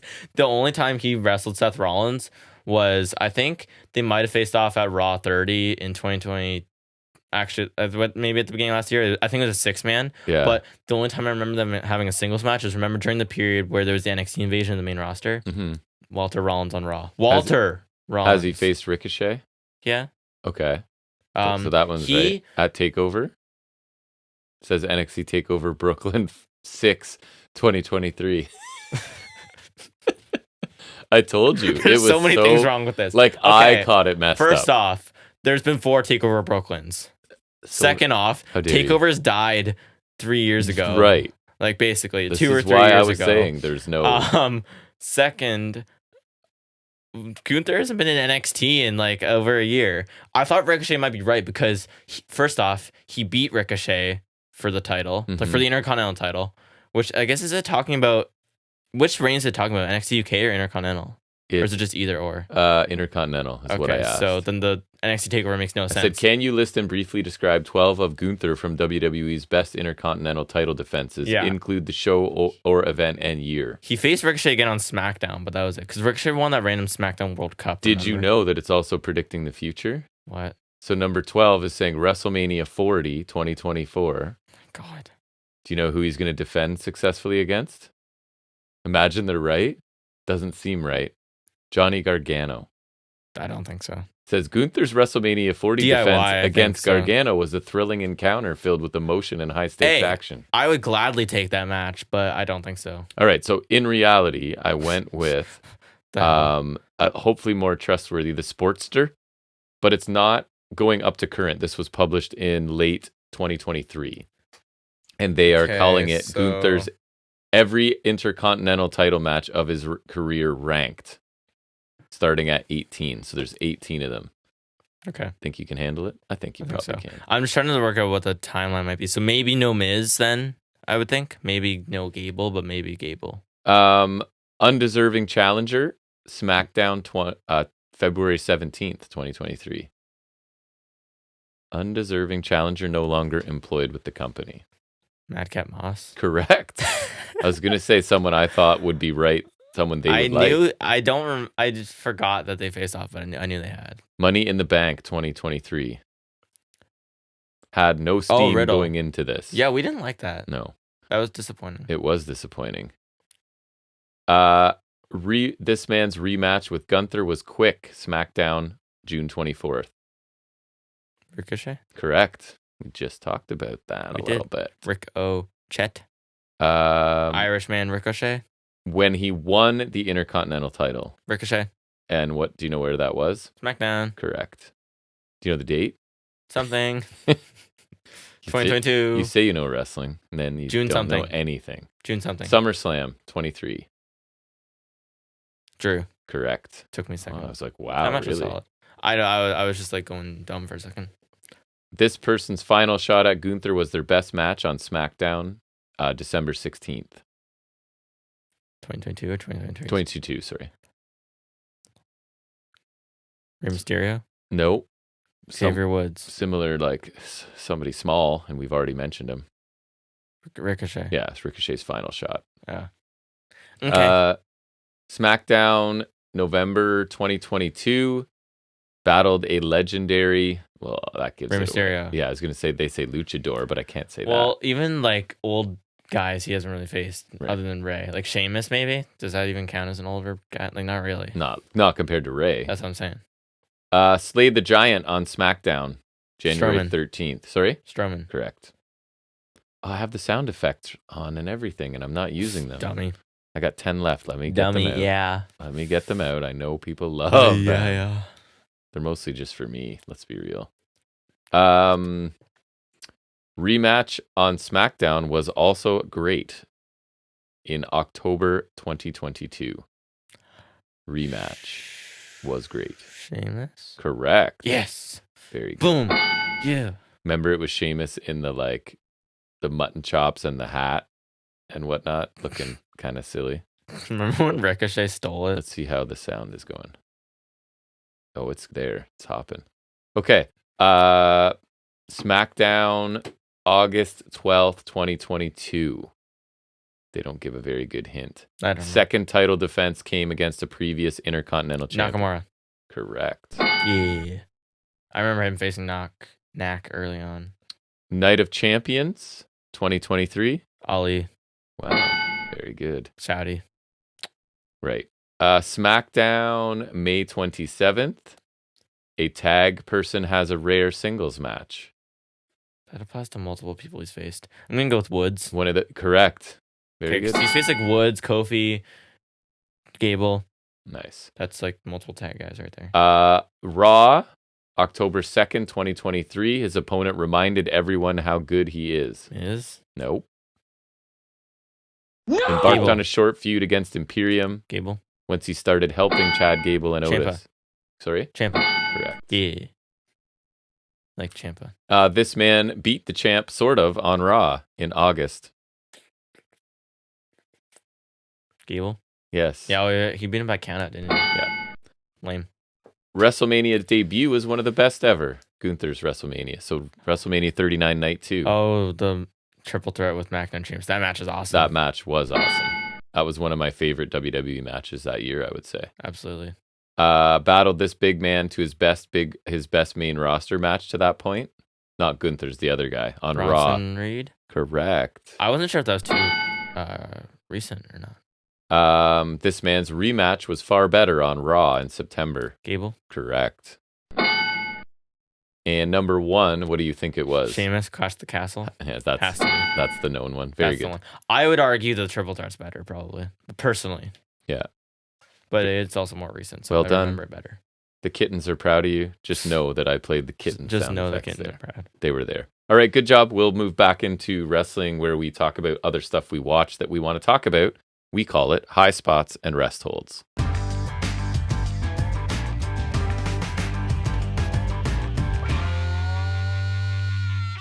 All right, so we watched some Raw together, right?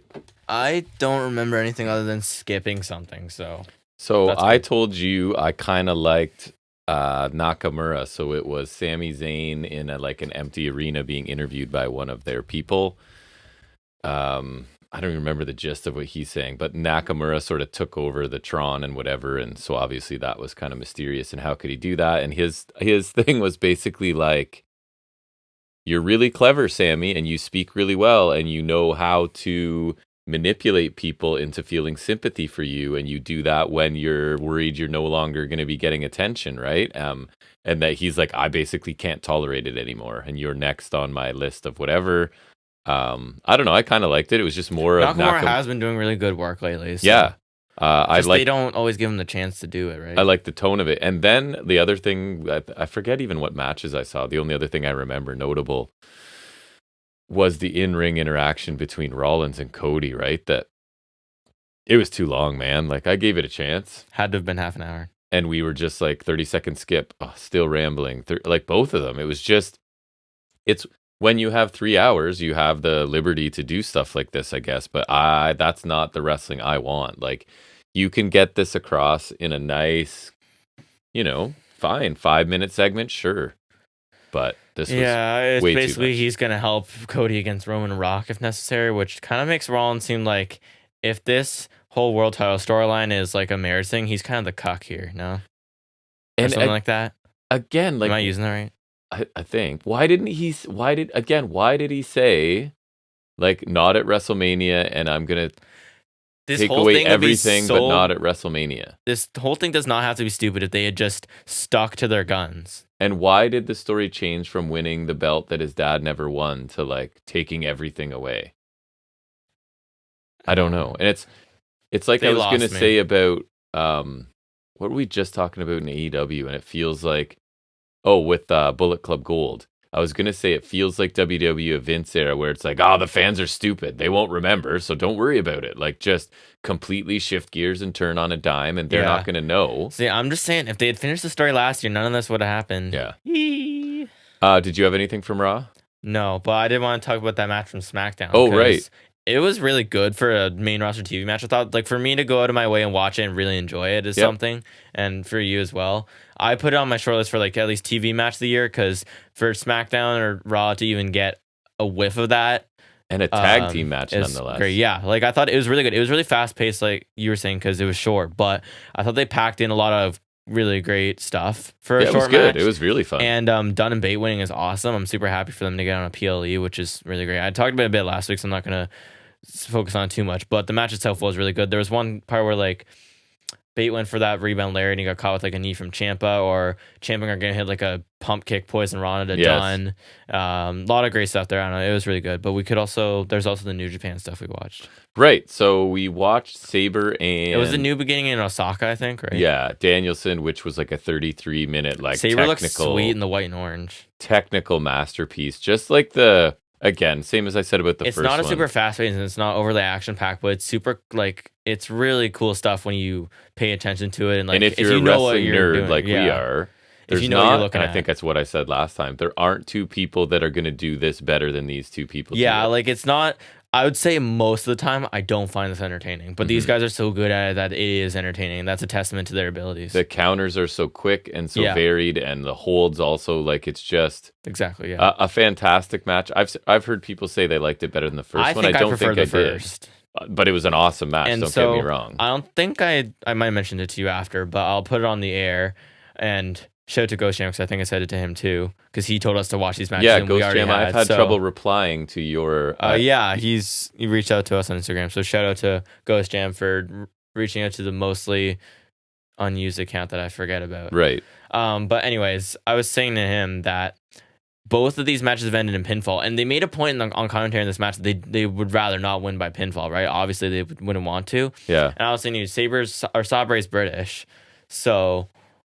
Yeah, I say you save, because, like, it's been a while since the first match, so you could wait a bit. You saved the final blow-off match for All In, where it's Sabre's hometown, kind of like how they brought in Ospreay, right? Right. And then you do a submission match, because that can be the gripe with these guys. It's like, they both won against each other. They both want to prove they're the better technical wrestler, but they haven't won by submission, so then you make it so that it has to happen. And that's how you finish the feud. And if you really want to, that could be Danielson's last match. Yeah.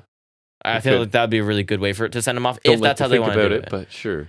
Yeah, I mean, as far as the last match would go, you got to think about something perfect. What was do you remember the finish of Sabre Danielson too?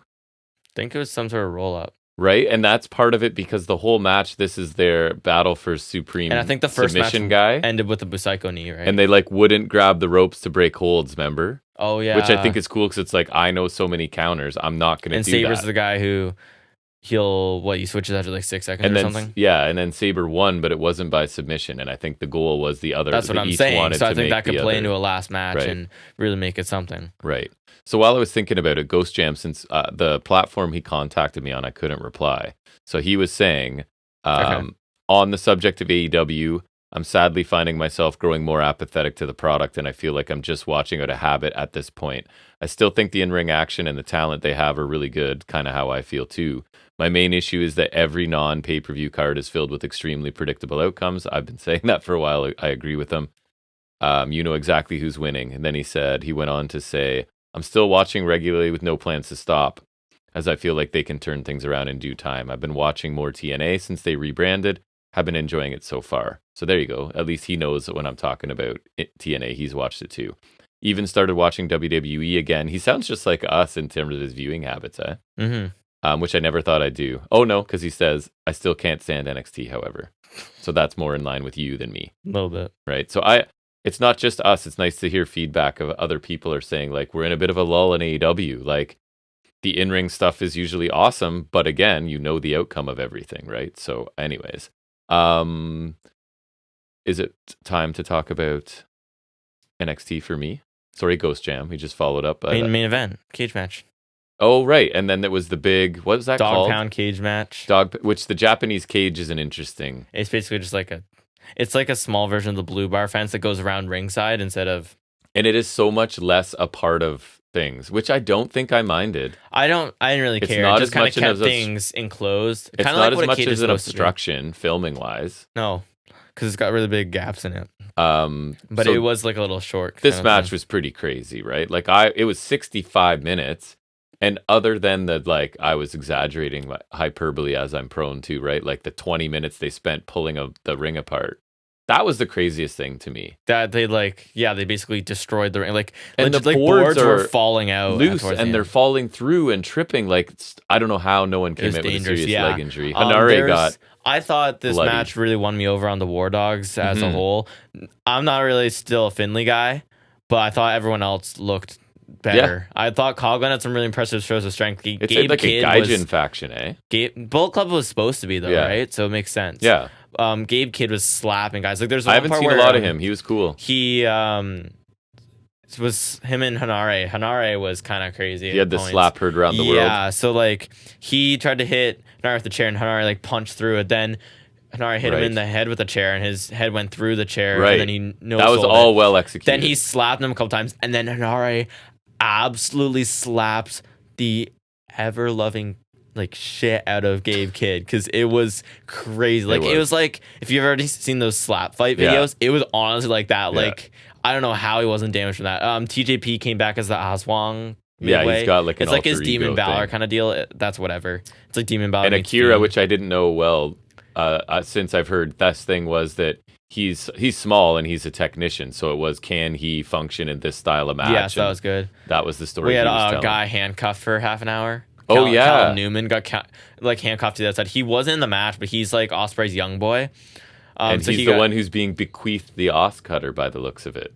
That's nice, right? Because he hit it in this. Yeah, and they're saying that he may take that. I mean, I hope he's the future. I mean, Ospreay was. I don't know anything about that guy. Ospreay was once like him, though. Right. So exactly, that's what I can say for him, is that at least it may take time, but he could definitely get there, I feel like. Yeah. But this match was crazy. There was so much. It was 65 minutes. So there's so much to talk about, but it was crazy, and Ospreay did take the pin eventually. Yeah, which I guess makes sense. And what a way to go out, because not only was it a crazy match, but New Japan really don't do gimmick matches, so that made it kind of special too. Yeah, and there was a ladder spot. There's some tables. I know people will complain it was too long, and maybe it was, but it was at times. But for the most part, I was enjoying it a lot. Yeah. It was crazy.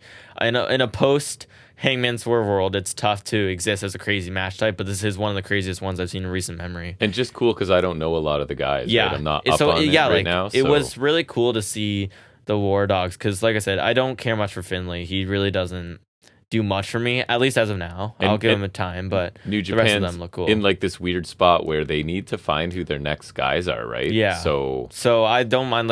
I thought, again, Coughlin looked really cool. Gabe Kidd looked really cool, and then I thought Coughlin's a beast. Drilla Maloney, he's got a really cool look. Yeah, I haven't seen him in a long time. I was saying to you, he used to be in NXT UK, and he did not look the same. No, he was like the clean cut boy. So he's looking really cool now. And Clark Connors, we saw way back at the original Forbidden Door. Yeah. He's solid too. So yeah, the War Dogs seem like a solid group. And originally I wasn't up on them because it's not really a star-studded lineup per se, but you can see the makings are there. You can see the qualities there, and I hope that they continue to improve. I hope Finlay finds his footing, because he doesn't vie with me as a leader, but no, I want maybe the least interesting. He was probably the least interesting, at least of his faction for sure. Right. And Gato was there too, and whatever.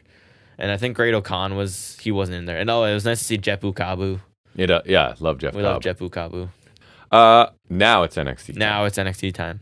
All right, quickly, and I've got TNA as well to follow. So we start out right away. I think it was Darz in the back, relaxing, and he's got the cucumbers on his eyes, sort of thing. And Vaughn immediately attacks him in the locker room, and then it cuts to Mr. Stone's twins, and out in the hall or whatever, and they approve because remember the sneak attack was sort of their idea, kind of thing. And then it's straight into the match. So immediately into the match. Obviously, Lash is a distraction at one point. The heels are then using that to isolate Stone. some double team stuff along the way. Obviously, we're going to get a Vaughn hot tag. He dominates, double choke slam to both of them. Lash and Miss Jackson, again, a distraction that allows Mensa to hit a chop block. And to Vaughn, and Dar gets the pinfall there. It was okay. It felt quick and like old school, like heels use shenanigans. Faces didn't do a whole lot, and Vaughn got a hot tag, and that's about it. So fine opener, but not like a hot opener by any means. Chase U's been saved, and they're moving back in. Chase hugs the podium. Duke gets his trophy back. Just thinking about them being saved just makes me laugh. They fake JC Jane. I think it's going to end up being JCU. I think there's like going to be a thing. If you predict that, that's awesome. So Rizzo shows up to collect payment, and it's like the classic, here's an envelope.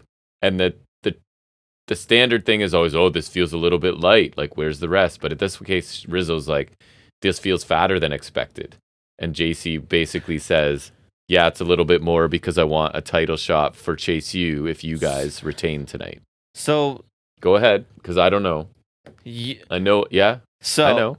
Not only is this calendar enough to pay to get the school back, but it's also enough to like pay extra to get title shots now. It's like, how much did you sell? And what did she owe the money for in the first place? Does that go back to, remember there was some sort of, and I know you weren't watching, you're just going off me talking about it, but wasn't it when it was OTM and Chase U was throwing dice with them?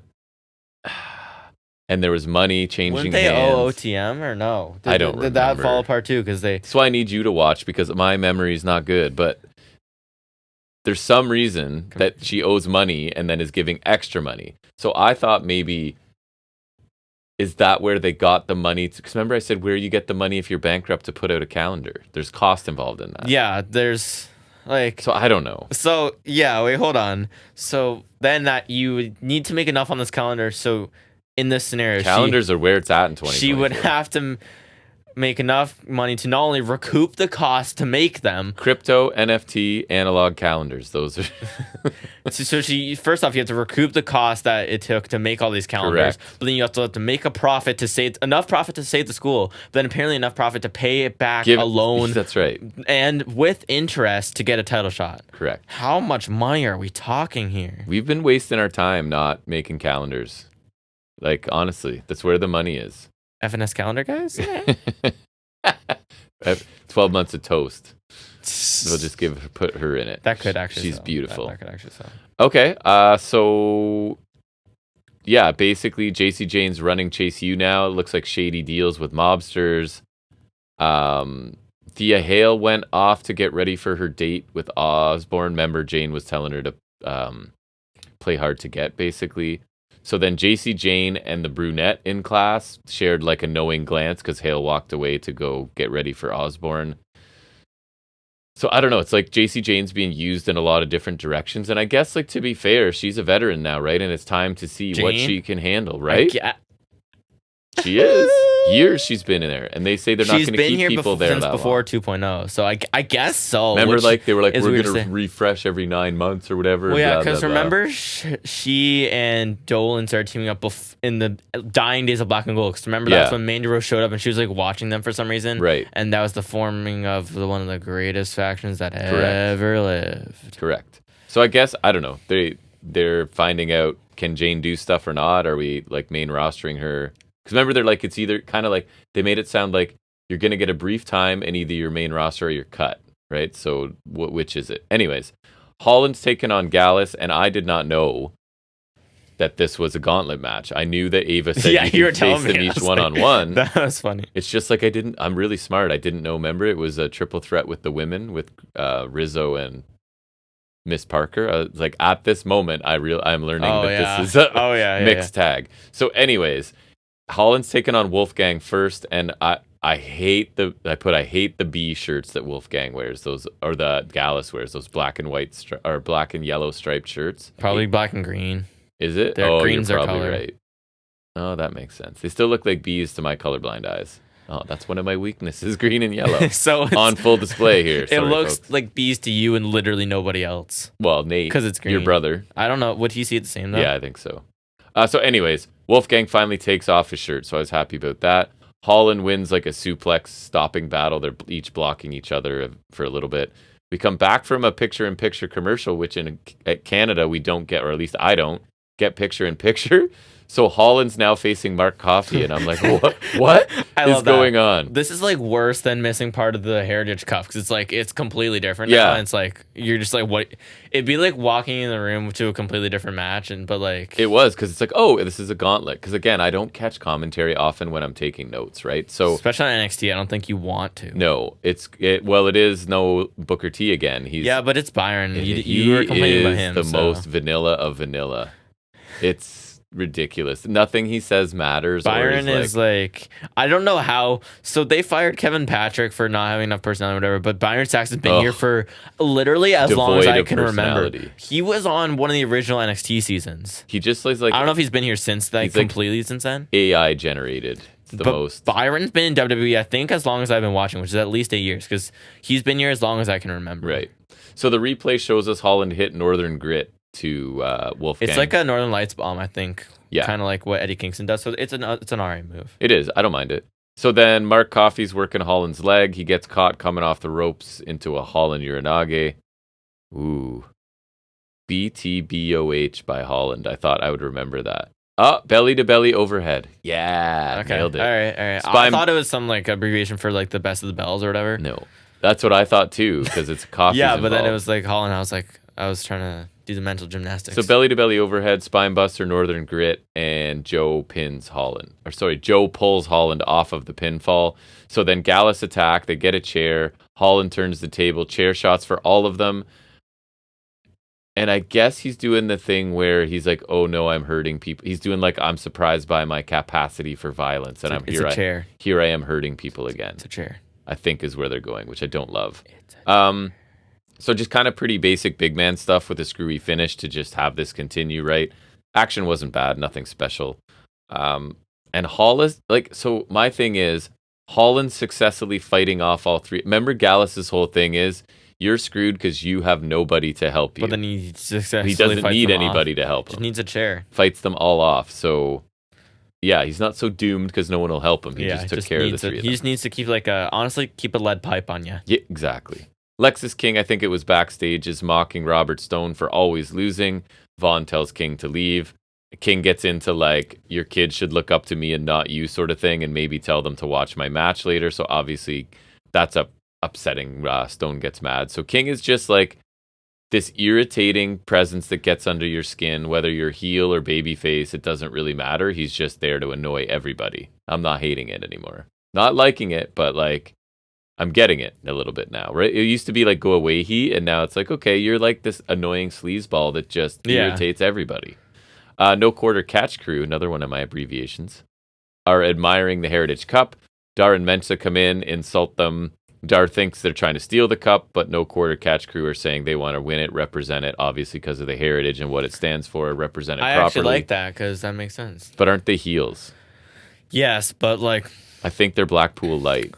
At least it's Dempsey would be perfect for the Heritage Cup. He seems to be the one. Although their whole gimmick now is they don't tell you who you're facing. It has to be Dempsey. Dempsey's awesome. He was the one saying to restore the whatever prestige. Plus Dempsey was also in UK, and I think we even said back then he should have done it. He should have. Dempsey's we have been saying that since then. I like Dempsey a lot. Me too.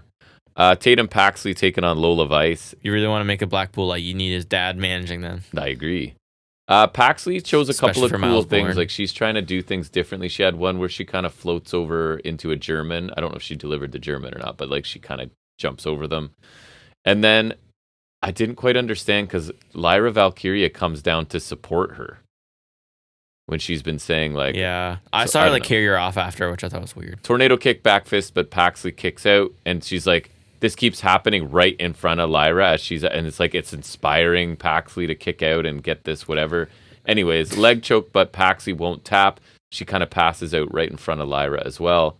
Decent short match between I think two of the better newer women. It's obviously not amazing, but Paxley's been there for a minute though. She has. And Lyra is again showing up and cheering seems. I don't know, like a big change, right? And I hope we get an explanation for that. And I think Vice and Paxi have potential. And later on, it's weird too, because there's another segment with Lyra, and she literally, someone, I forget who, refers to Paxi as her friend. And she's not my friend. But like, I don't know, you just came out and cheered her on and say, anyways, whatever. The family are backstage. Tony D's briefly talking to Luca Crucifino, and I think Tony D was like, "Who are you?" sort of thing. Rizzo then shows up. They're gonna try and win their match. That's my summary of that. It was just felt like I don't want to hear her talk. Great news. Did you hear Shotzi's there? Wants to talk to Lyra. Yeah. They have a tense interaction. Lyra gives Shotzi a title shot. Why? Next week. They've been going at it on social media, they tell us, which is my favorite way to build a story. You know how much I love that. Yeah. Like, just trust us. You didn't see it, but we've been saying mean things to each other on social media. Which I love, because then they have to be the kayfabe in real life. Yeah. It's kind of like the bump. And so Paxley was there, and she kind of comes to and was like, "Oh, so we have Shotzi next week?" Saying we. So she's still tangled up in this. Rizzo taking on Jade Parker. Rizzo takes her earrings off at one point. Rizzo is really athletic. I was noticing that. And then they talk about she was like, I think, a multiple-time All-American track athlete. So, like, remember I said even her crossbody off the top to the floor was, like, actually cool? Her drop kick looks cool. Like, she's really athletic. And we hear an audible Miss Parker chant in the middle of this. Parker wins with a forearm, which I thought was I didn't like it. An interesting. Oh, yeah, you were around for reminded a bit me of of this, Cross. right? I did see a bit of it, yeah. It reminded me of Cross, and that's not a compliment, because his forearms are something I regularly make fun of. It was, I thought, a fine effort by two like inexperienced people. And again, Rizzo's a crazy athlete, and Parker is like a believable powerhouse sort of thing. So who knows where they'll end up. Dijak is watching footage of Gacy costing him his match last week with Dragunov. We get the Gacy laughter sort of out of nowhere. Dijak has a duffel bag with something in it. And I immediately, without knowing, said gimmick match of some kind, I bet, and maybe not. But did you hear what was in the bag? Jacket on a pole. Yeah, exactly. It's a pole match. Oh, I hope it's a pole match. That'd be awesome. Braun is backstage. Corbin walks up, asks if he's ready. Braun's kind of like, yeah, but not enthusiastically enough for Corbin. So Corbin's like, that's all you got. And he goes on to say, like, it's been 6 years since I've won a title, so this is a big deal for me. Braun needs to stop thinking about SmackDown. And then Braun says he thought Corbin would be too busy with all of his Super Bowl friends, I guess, in the football world, or I don't know. He did do football, right? Yeah, he did. Braun wants Corbin. Did they try to run some angle with him and McAfee? Braun's really trying to get Corbin to say wolf dogs, right? That's the ongoing thing. And Corbin says that if you focus and we win tonight, I will say it one time for you. So, sounds like Black and that's the deal. Velveteen. Again, their chemistry's good, man. They're pretty entertaining together. And I don't know if you want Corbin back on main roster, but if you could bring them up as a tag team. I think he's earned it. And they're entertaining. Honestly, like I was saying to you with the main event, and I guess I'll probably mention it again later, but it feels weird to say, like, I'm happy for Corbin. I know.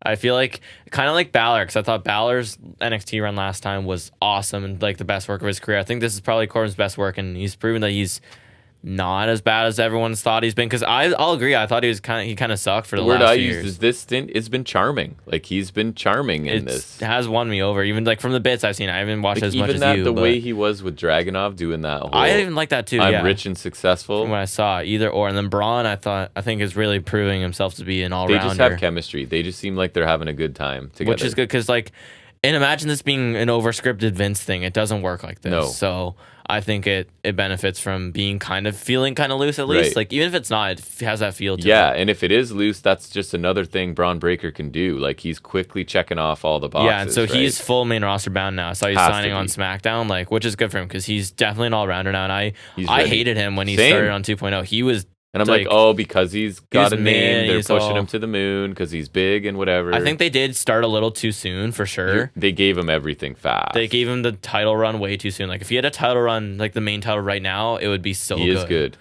Yeah, and I he's think they almost did too doing babyface now, and he's good, right? It's weird, but it's like, it's kind of edgy babyface. Yes. But like good. Because the bottom line is we're both a-holes, and that's why we work together. But they're being it's ironic. They're making each other less a-holes. They are. Then we get Mello taking on Joe Gacy, and I showed you Gacy's entrance is flipped upside down on the screen. I guess that just seems annoying. It's notable, I guess. I don't know. It just seems dumb. I thought the match was actually pretty good, but Gacy got a lot here. Like, he hit a bunch of suplexes and like a Michinoku driver at some point. I'm not sure that's the best look for Mello. Sorry, not that I don't like Gacy. He's a really good performer, but this was like a 13-minute match basically where he got a lot of it. So I was saying I feel like he's a really good fit for TNA.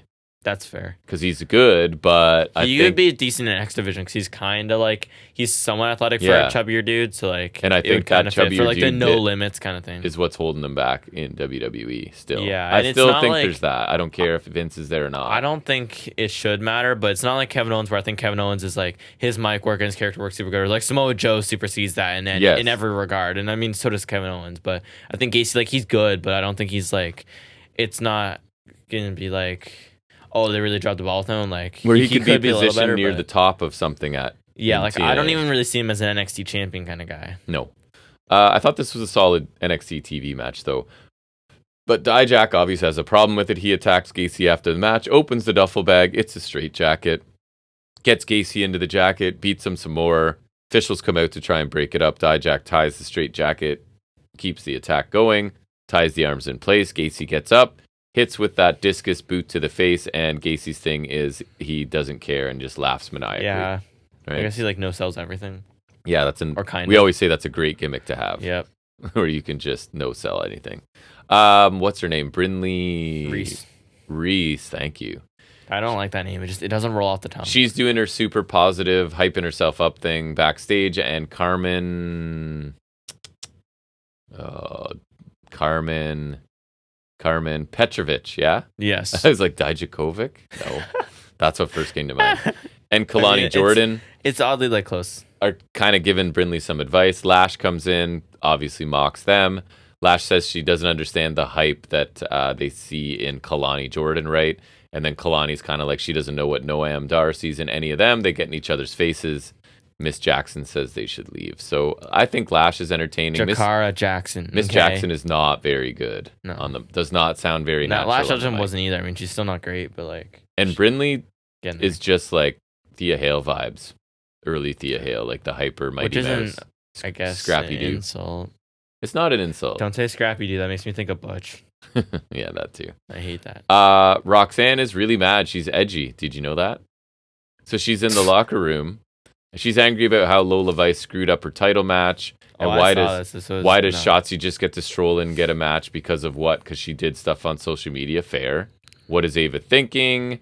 I didn't know at the time, but it's Ren Sinclair. Without her awful ring gear, I wasn't sure who it was. I thought it was just a random person. It's Maddie Renkowski. Right. She says she understands how Roxy feels. Roxy's like, you just got here. You don't know how I feel. Blah, blah, blah. And she's like, I'm just trying to be nice. Shotzi, after all, is a 2-time War Games winner. And maybe she should get the match. Or maybe... she's like, maybe you should be happy. I really don't know what else she's done. You should be happy with taking on the winner of Shotzi and Lyra, and then Roxy just punches her in the face and walks off. So there's that. Yeah, it's getting more edgy because now she's hitting baby faces. It's now merging, like progressing from edgy to like heel, I think, right? Is the end goal for this, which I would take full on heel rather than what she's been doing. Anyways, we get the latest like white typeface over black screen. And it says, goodness is a man's struggle. Evil, however, is human nature. Okada. And then, I don't know what that is. I feel like it has to be Okada. I feel like it, right? But they're bringing him in as, like, evil? I don't know, and honestly... Not Evil the wrestler. Imagine. That's his You also don't need second. You also don't need to bring him in NXT, I feel like. No. I mean... They did it with Nak. That's what I was gonna say. You could argue that I was gonna say they didn't, but they did do it with Nakamura. Yeah. But they didn't do it with AJ Styles, and like I don't know. I don't think you need to. I don't either. But anyways, that's what they'll do. Maybe a brief stay. Give them a title run so they can start building that resume, right? I guess so. Obafemi in the ring says you can't argue with prophecy. Still the North American champion. Still the Mountain of NXT. Still the man. Dragon Lee's a proud warrior. But he showed that it takes more than fighting spirit to take the title away from him. Championship means prestige, etc., etc. He's the alpha species of NXT. Lee was the first, but won't be the last. He says to anyone. And then Lexus King comes out. He said King wanted to come out to congratulate Oba, but he has to be honest. He doesn't think that, Oba's been calling himself the ruler. Everyone knows Lexus is the king. And he thinks that's a little funny. Everyone here is a Lex offender. That's right. The Lex, you like that, eh? That's his followers are Lex offenders. It's really funny. Oba tells him to make his point, to sort of speak up. And he says he softened up Lee before Femi won the title. So that basically King put the title on him, right? And he'll be damned if it isn't King who's going to take it off of him as well. Oba says he doesn't deal with empty threats. King says it's not a threat, it's a promise. And he keeps his promises, so he gets a title shot next week. I don't know. King ends up sneak attacking, going for the coronation, but Femi basically looks like he's about to hit the powerbomb. King escapes. So I saw that last Femi bit. Face, heel, don't know. Right? He's leaned back and forth. Yeah, that's what I thought was weird. It's like he was face, but then he kind of turned heel against Dragon Lee, and now he's facing Lexus King, who's not a exactly notable babyface. No, but again, Lexus King is the type of person who is annoying to everybody, so I don't know, right? It's just, I think the thought is people want to see Lexus King get beat up, and Femi will oblige him. But anyways, we'll see. Kiana James, Brindley Reese. This match was about 3 minutes. Kiana won with the 401k and a bankruptcy, which I think is like a one-legged code breaker, if I remember correctly. Recoil. So it's sort of tying into a segment later. Basically, Brindley lost pretty quickly here to the more established Janes. It was nothing special. A little bit more than the squash match, but not much. Ava says Briggs and Jensen are next week. Because did I talk about it? Jensen came in and was like, you said I need balls, and he just attacked Briggs. Oh, no, I didn't see that. Yeah, so that was basically where that's going. And then Roxy happens to be there too, because she wants a match with whatever. Ava's like, I heard you punched Ren, and Roxy's like, yep, she was in the wrong place at the wrong time, and Ava's like, you can't be punching people. But I'm edgy. Ren asks for a match next week, and Roxy says to give it to her, so we're going to get that. Cool. D'Angelo family, Wolf Dogs walking backstage. So we get Malik, Blade, and Anafe, and it's Blade going like, Brindley just lost. We need to be here, support her. Remember, she asked us to list 5 things that we loved, and 5 things we didn't about the match, and maybe that's what we should do to her. Ha ha ha. And Malik's like, no, man, she was there to support us. We should be there for her because she's probably going to be crushed because she just lost that match, right? So let's support her.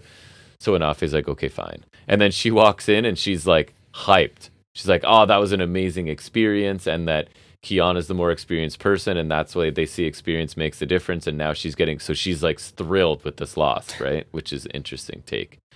So that leads us to, I guess, the main event, right? Which was Wolf Dogs facing Stax and D'Angelo.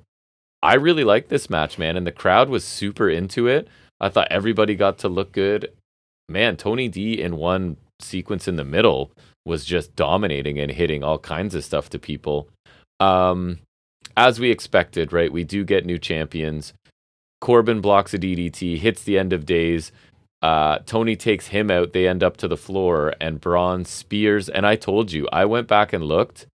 Like, Corbin was the legal man for minutes and minutes leading up to the finish. I thought, yeah, because he rolls out in the finish, right? So he gets knocked out to the floor. Braun spears the legal man, and all of this happens in front of the ref. There was no distraction, no ref bump, no nothing. And it was 100% clear that Braun is not the league. So maybe it's in a storyline. I don't feel like it was. I feel like it's just a gaffe they made. I think so. But the match, I was really entertained. The crowd was super into it. It was about 12 and a half minutes. I thought it was really good. There's been usually a couple good matches on every NXT lately. I think this was the only really, really strong match this week.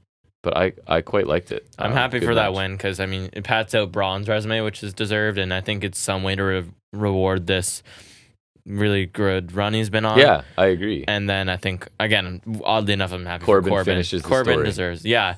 We're going to overuse that. That's a new one. Get ready, folks. Corbin did kind of finish the story. I mean, he hasn't held a title since, I remember, his U.S. title run at the end of 2017. So it's been since, like, November 2017, something like that. That's since he's held a title. So it's been, he said, over 6 years, which is crazy. That is crazy. So good for him. Yeah, I agree. mean, yeah, it's NXT, but it feels earned. So TNA, talk quickly about that. Kazarian beat Jake something in the opener. Aw. It was fine. it's that decision, right? Like the super past his prime veteran. No offense, he's still good, but Jake something is someone TNA should be using better, I feel like. So I didn't agree with this, but Kazarian's the one with the story. Jake doesn't really have one, so Kazarian goes over in the opener.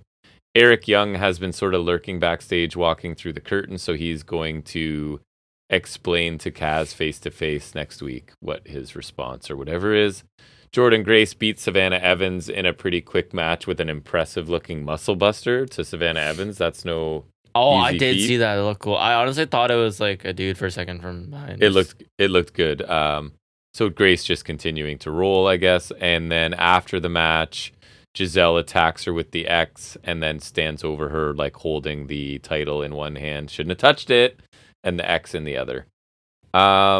Gia's ready to talk to Ash by Elegance, but whoever the dude is, that has to be some sort of indie commentator or hype man or something. He was really annoying, and I don't think in the way he was supposed to be. So he takes the mic and goes to like just ranting and raving about how great she looks and blah. And I think he thinks he's clever and good with words, but I felt like he was just saying the same thing over and over again, and it wasn't very interesting to me. The big announcement is she'll make her in-ring debut next week. Great. So the sound check awesome. with Alan Angels last week, it was Josh Alexander, right, where he implied that you stepped on some toes and did some dishonorable things to get where you got, and Alexander got annoyed. So it's Simon Gotch this time who's on there, and I told you his origin story of his evilness to attack Josh Alexander. He's a vaudevillain, don't you know? Is that he was Josh Alexander's opponent on the indie scene when he got noticed and got signed to TNA. Is that true? They showed footage of the match. Okay, so there we go. Doesn't mean it was in the right context. You know what I mean? That is also true. But so that was the story. He's like, I guess you're harboring resentment for that long because he got a contract and you didn't. But you could have said that. But also Simon Gotch sucks. There's that too. So I don't know where this is going. I'm not really interested. Match 2 of ABC Grizzled Young Veterans. Another really entertaining match. Obviously, ABC has to win. What was the finish? A bridging pinfall. It wasn't their finisher. Oh, it was that one where, Ace Austin sort of flips back and pins you and uses his neck strength to sort of get the pin. Another really entertaining match. So we're obviously getting the rubber match. I would have hoped at a pay-per-view, right? Or something. I don't know what one's coming up. Do you know what TNA pay-per-view would be next? No Surrender. Why would you know that? No Surrender match. Who can you trust? Oh my God, that's right. We'll get there too. Nailed it.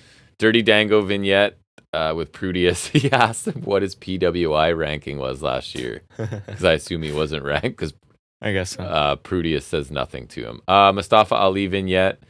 Again, in that sort of politician character, talks about change and if there's a leader with a vision for the X Division. Anyways, the Good Hands then are backstage and they're now supporters of Mustafa Ali and they have a bunch of other people there too.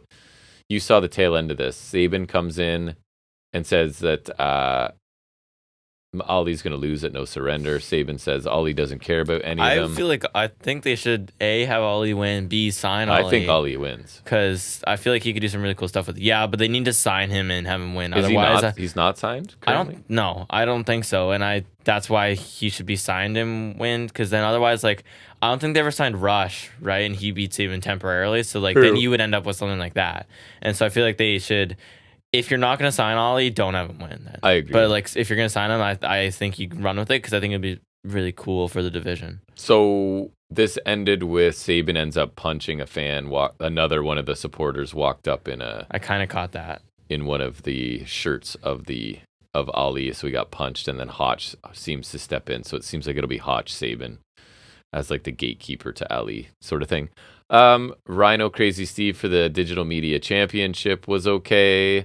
Not bad considering it's Rhino and I'm not a big fan, but it was a fork distraction. Pulls out a fork, throws it away, ref goes for it, and Steve gets a belt shot in instead and hits Rhino for the win. So pretty good match there, honestly. I enjoy Crazy Steve, right? I hope they continue because he's just the fact that the man's legally blind and does what he does is I did get to see him take off the mask. His entrance is cool. It is really cool. Yeah, so I kind of like him too. I just need to see him a bit more often, and him with the Digital Media Championship seems weird to me. But anyways, I think anyone with that belt. We saw a PCO what's vignette. Weirder, this crazy blind guy or old man Tommy Dreamer? That's what you have to ask yourself. True. PCO vignette where he's going to get Khan at No Surrender. Awesome. Don't care. Joe Hendry versus Diener. AJ Francis comes out. I was going to say, did this match? I don't remember this match. It's because Dalla comes out before the match. I did see this. He's not good. So here's the thing. Was that rap video he put out, is he thinking that's good? I would... Is this meta and he's like, I know this is bad and that's going to get me heel heat? I don't think I think he thinks he's good. I think so because I remember disagree Hit Row vehemently. did this and it was okay. But like I think Swerve can actually be because he's got some, like his theme song's good. This right? didn't sound good. No, I didn't like it. And then he's immediately outdone by Hendry. Joe Hendry comes out. It made me laugh because he's like, this is how I make people feel when I do this. Like, this is awful. I feel terrible. It was kind of funny. To do another one. And like, what could I possibly do about it? I couldn't have a rebuttal. That would mean I had to have something prepared already. And then sure enough, he does. And again, AJ Francis's thing is you just keep making fun of me for one stupid thing, right? And he just does exactly a whole second song or third or whatever. About him diving. He like threw this ragdoll over the ropes. And the funniest part is that the way the doll fell over the ropes is basically exactly what he did in real life. And then it was focusing on, because it was a photo of saying like you pay women to stand with you and make you look good, and your best friend Steve, who's just this normal looking like dude. Steve's catching strays. And Steve was the whole like focus of the last part of this. So I thought it was pretty funny. I'm not gonna lie. It did make me laugh. I liked it, especially because I don't really like Top Dollar. So I'll take it. Also, TNA AJ Francis is lame. So Danny Luna ended up beating Killer Kelly because Masha started to get involved, but Jody was there to take out Masha, so Danny rolled up Killer Kelly. Decent match, and it's obviously just leading to some sort of tag team situation with them, I assume. Masha and Kelly attack Jody and Danny after, but Decay's music hits and everybody gets scared, obviously, and get out of there. They're scared. They're from another dimension. Don't you know? Brutal. Moose Kushida was the main event. I can't say I was paying a lot of attention to it, but it seemed fine to me. Moose won with a spear. Kushida's gimmick, I think, is lame. He needs to freshen up something. He's cool in the ring and everything, but I thought it was just an okay main event. After the match, Eddie Edwards, here's your big moment, right? Eddie Edwards, Brian Myers come down to celebrate, attack Kushida. Alicia slaps him a couple times. Myers beats on him. And then Alex Shelley decide to wait until their buddy is beaten down on the ground with the other guy standing over him before they run down. Yeah. And then, what was Hannah fans? So, and then like, explain why it's stupid. His thing at the end was, after the brawl settled and the babyface in the ring, he's like, at No Surrender, you gotta ask, who do you trust? And I'm like, and I'm asking you because I don't watch this. Evidence of anyone's dissension. As someone who doesn't watch, I'm like, is this not just two cohesive factions? It is. Like, am I stupid? And so you said it is, and then as far as I can remember, and shot in the dark here, because again, I don't watch this. My only thought was that he's mentioning this because there's going to be a Kevin Knight heel turn out of left field. I think so, because although his offense is so not heely, I don't know. But that's happened before, like Pac and Lucha Bros, like specifically Phoenix. But like, why else would you mention that? Because otherwise, it makes zero sense. Because unless it's like, is it some sort of reference to how late those guys came down? But they don't usually acknowledge stuff like that because that's a slippery slope, right? The system's a new faction. There's been no dissension, right? So it's like the only thing I could think of is a turn, and I could be completely off base. But if I'm right, but then if you're right, then in hindsight, it's like you telegraphed it. Not you, but them. Then it's, which would be weird, but I guess it's like to tease something, but it's like you could have at least... It seemed weird. Teased a turn, so then it's not completely out of left field.